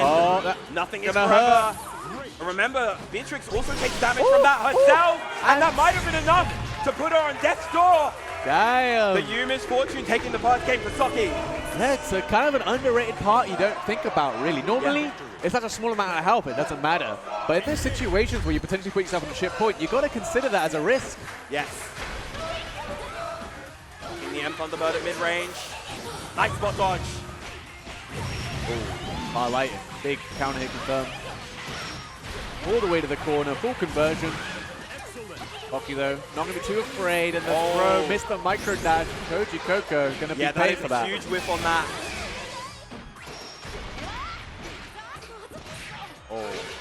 Is trying to fight out this corner, but Saki get a little shimmy with that dash up. Let's go for the throw right there. Nice. Good contest on Def there. Keeping the pressure really high level right here. 60,000 now coming out from Socky. Looking for that moment, applying the pressure. Nice challenge. Always scary when Def's behind you like that, because you're not entirely sure if your firelight's actually going to hit. By view though. Nothing is forever once again coming out. Yep. Ultimate. A lot of layering the chip and forcing Socky to make a decision out of that throw attempt. Yeah, that's huge Thunderbird, full true block string throughout the whole thing, incredibly fast as well. Nice, the punish on the riding crew. Ground Viper not working out this time. Big throw, delay tech at the very least. No tech this time. Gonna set up for that meaty Death Waltz. Nice misfortune right there to counter the Thunderbird. Coco definitely showing his matchup knowledge against Nier. Obviously, as a Nier player, able to stuff out Death before it's even active with the Ominous turn. Indeed. Beautiful anti-air, and he has Delta Block. This is going to do a lot of damage. Big. Wait, come on a minute. Oh, he got the airborne hit. Oh, but no punish. Recovers fast enough. Big. Finds Death again. Has a lot of resources to Socky. And not a lot of life for Koji Coco to work with. Has to make a decision quick. Clock. Delta Block is back. I don't think this is just enough Death just yet. Not yet. But it's a lot of damage. Hard knockdown as well. Safe jump. Oh, trying to make the throw with the backdash. Finds a 2M. Koji Coco going to take a game. Very nail-biting. Game number 2. 1 game apiece now. Sapphire slash follow-up. Able to do it for Koji Coco right there. Real close rounds. Bar heavy. Big hit confirm. Full conversion. Into the 50-50 for one set. No. Just going to take the corner. Oh, no death. Off those far lights. Oh, the M fatal waltz right there instead. BC in the BC. Once again, clocked in. A lot of comeback potential from this Beatrix, but reactions. Lovely, lovely reaction from Socky right there. He knew how much control he had. He knew what he had to look out for, and as a result, he got the round on the boards. Absolutely. Got the pressure going. Pushing Koji Coco to this corner. Finally, we see in the XDP. Not seen many of those. Nice misfortune again. Socky feeling a lot more comfortable using that option there. Interesting. Koji Coco hesitates to kill that dead. Doesn't want to take that risk. Not quite going to build the meter. No. But now has it. The next hit will definitely there be is the that end. next hit, going to keep it nice and small, nice and simple, and it's going to be enough. Socky now 1 game away from being the VSFighting champion. Oh, damn, man. All the way from winner's side. See the Socky chants coming out in the room. Definitely going to get to Koji Coco a little bit here. Going to be hard to drown out the crowds. And we see him hovering over the Nier. He is definitely considering that tried and true. Socky, of course, has an additional set to work with coming from the winner's side of things. Yep. Quite the climb for Koji Coco here. Is going to fully commit now to the Nier mirror. It's the character that's gotten this far. Beatrix couldn't get the job done. And now, Nier. Of course, Socky's going to have quite a lot of matchup knowledge in this mirror matchup as well. But against someone like Koji Coco, I don't know. I don't know if he would have fought another Nier at quite this level. Start to Socky, not a ton of damage, but still, capitalizing right there beautifully. Wow, it's just so ambiguous with these timings right now is Socky. Yeah, looking good. 1 hit away, the 50-50. The misfortune. The delay. What? Nah. We're back to pack 1, baby. What is this round? No, you're not dead. No, oh my. He might very well be dead off of this. I think he's dead, Mira. Bro, this is shades of... It's a 7-stop 1, so it might not be. No. God. That was a 2-touch. What? From a misfortune. We're so back. We're so back, man. Oh my God. Scrambling situation on the misfortune on the Death Waltz. And yeah, again, one of those where Socky probably just hasn't seen that enough to know what to do. The absolute chaos. Koji Coco trying to challenge. Bro, late tech. BC gonna kill Death, but gonna leave Socky unharmed. Push all the way to the corner, get that corner control, ever important. Nice patience on the spot dodge. Yes. And Socky now 1 round away from taking VSFighting and qualifying for the Arc World Tour. Yes, you've seen Koji Koko do a lot of these preemptive spot dodges. Soki catching onto the timing and punishing, but Koji Koko not done yet. If he can take this, he can go to the game 5 of a reset. Oh, that's big. Soki That's right there. huge. Spends the extra stocks in order to capitalize. Okay, BC down now. Wake up, Uh-oh. One more hit. Soki's got FBA. They're down. You can cut the tension here with a knife. It is absolutely palpable between these two incredible players. Be so careful with Koji Koko. You have to play perfectly. Any hit, SBA. You're on 2 BP as well. It's going to do some extra damage. 6-6 out of the throw. Not Goes for the enough. throw. Yeah, gonna go for the U Misfortune instead So of the much U chip. Fatal Waltz. That's a ton of chip. That's gonna go chip for the U point. Misfortune. Oh! And there it is! Soki is your VSFighting XII Grand Champion! Just like that. Soki, the crowd, everybody here in Europe excited for Soki. Direct qualification to the Arc World Tour, winning this Platinum event. Koji Koko did extremely well, coming all the way from North America, only to come just short against possibly the best near player in the world right now. Absolutely incredible showing from everyone involved in this top 8. Of course, you can hear the crowd in the back erupting in cheer for Soki, holding it down for Europe and qualifying for the Arc World Tour.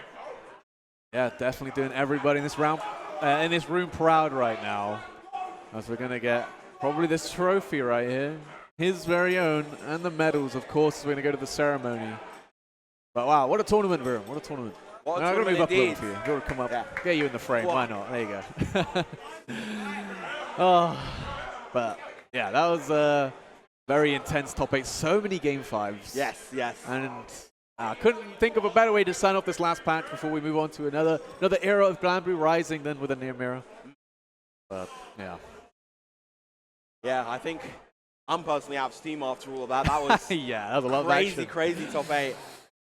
Absolutely nuts. First to 3 the whole time. Just so many fantastic back and forth sets. Yep. Yeah, it's, I think definitely one of the luxuries of having a major in Europe. Honestly, we've been really good. Obviously, very passionate tournament organizers, but fighting for that first to 3 top 8s and things like that. And how much did it pay off? How much did it pay off in this top 8? Right. It paid off. So many. We got emphatic Fumo fashion. right here. There Shout you out to go. That's it. Watch Love is War. It's a fantastic series. It's so funny. Absolutely, absolutely. But yeah, like I was saying, how much did it pay off having first to 3? So many game 5s, so many opportunities, so many comebacks. Koji Koko would have been knocked out by skill had that been a first to 2 situation, right? We might have seen entirely different grand finals if that was the case. All right, but I think that is going to be enough from us. We will be moving on to the medal ceremony between our incredible competitors. But thank you guys for coming through. Yeah. One last thing, make sure to follow the stream that you're watching right now, twitch.tv/CakeKatakoi. He is an absolute ambassador for the scene, carries it on his back. We're eternally grateful for everything that Cake does here. Yep. Send him all the love. Make sure you drop the comments, love hearts, all that jazz. It's been Viren. It's been Lazarus. Been a good time, man. It's been a We'll wonderful see time. you soon. I assume so, anyway. I don't know if... Right. No one's Well, manning the stream yeah, I was setup, going to say, so I'm we're just sure... I thought maybe as a ceremony the medals are being given out. Okay. I don't know how You guys we'll do can it. see them, I guess. We'll announce it as it comes out, I guess. So... Oh, man, what a top 8. But... It looks like the first person going to be Jesse Kuriko with that set to play finish with the Lancelot representing the Netherlands. Woo. And of course, right next to him, also repping the Netherlands, Record Mundo! Yeah. Yeah.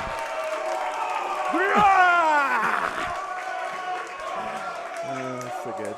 Oh, monkey flip. He's too good. He's too good.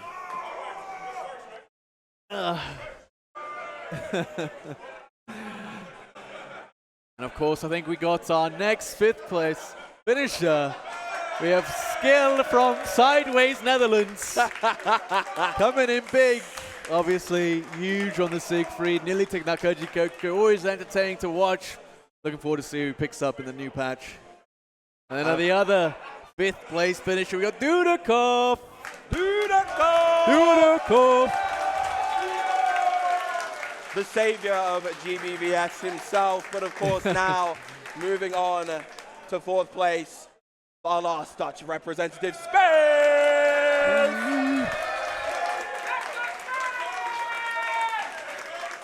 And of course, coming in at third place, you know you love him. You might hate him, honestly, at this point. He's too consistent. But yeah, you can't hate this guy. It's Pedersen!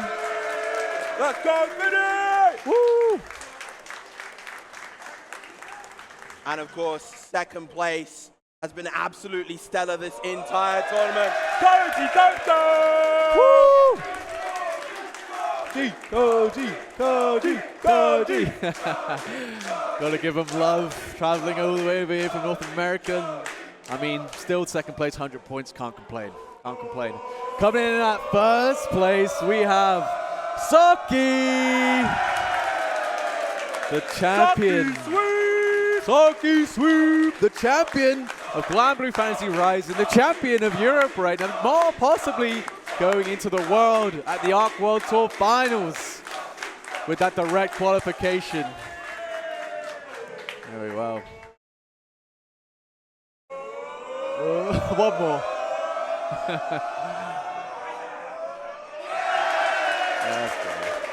Incredible stuff. What a champion. Absolutely fantastic. Can't complain with that. Can't complain with that.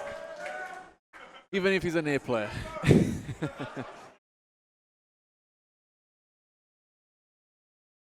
All right. Well. I think we're done proper now. I think we are actually done this time. No baits from production baits. this time. Of course, once again, make sure to follow the stream. Follow twitch.tv/CakeCatakoi. Cake. Doubt the tournament would have run nearly as smoothly without him taking the reins and production, of course. All right. Yes, we are done proper now. Once again, thank you guys for coming through. It's been an absolutely stellar event. Yeah. I think we're good. I think we're good. We'll catch you guys next time. And whatever.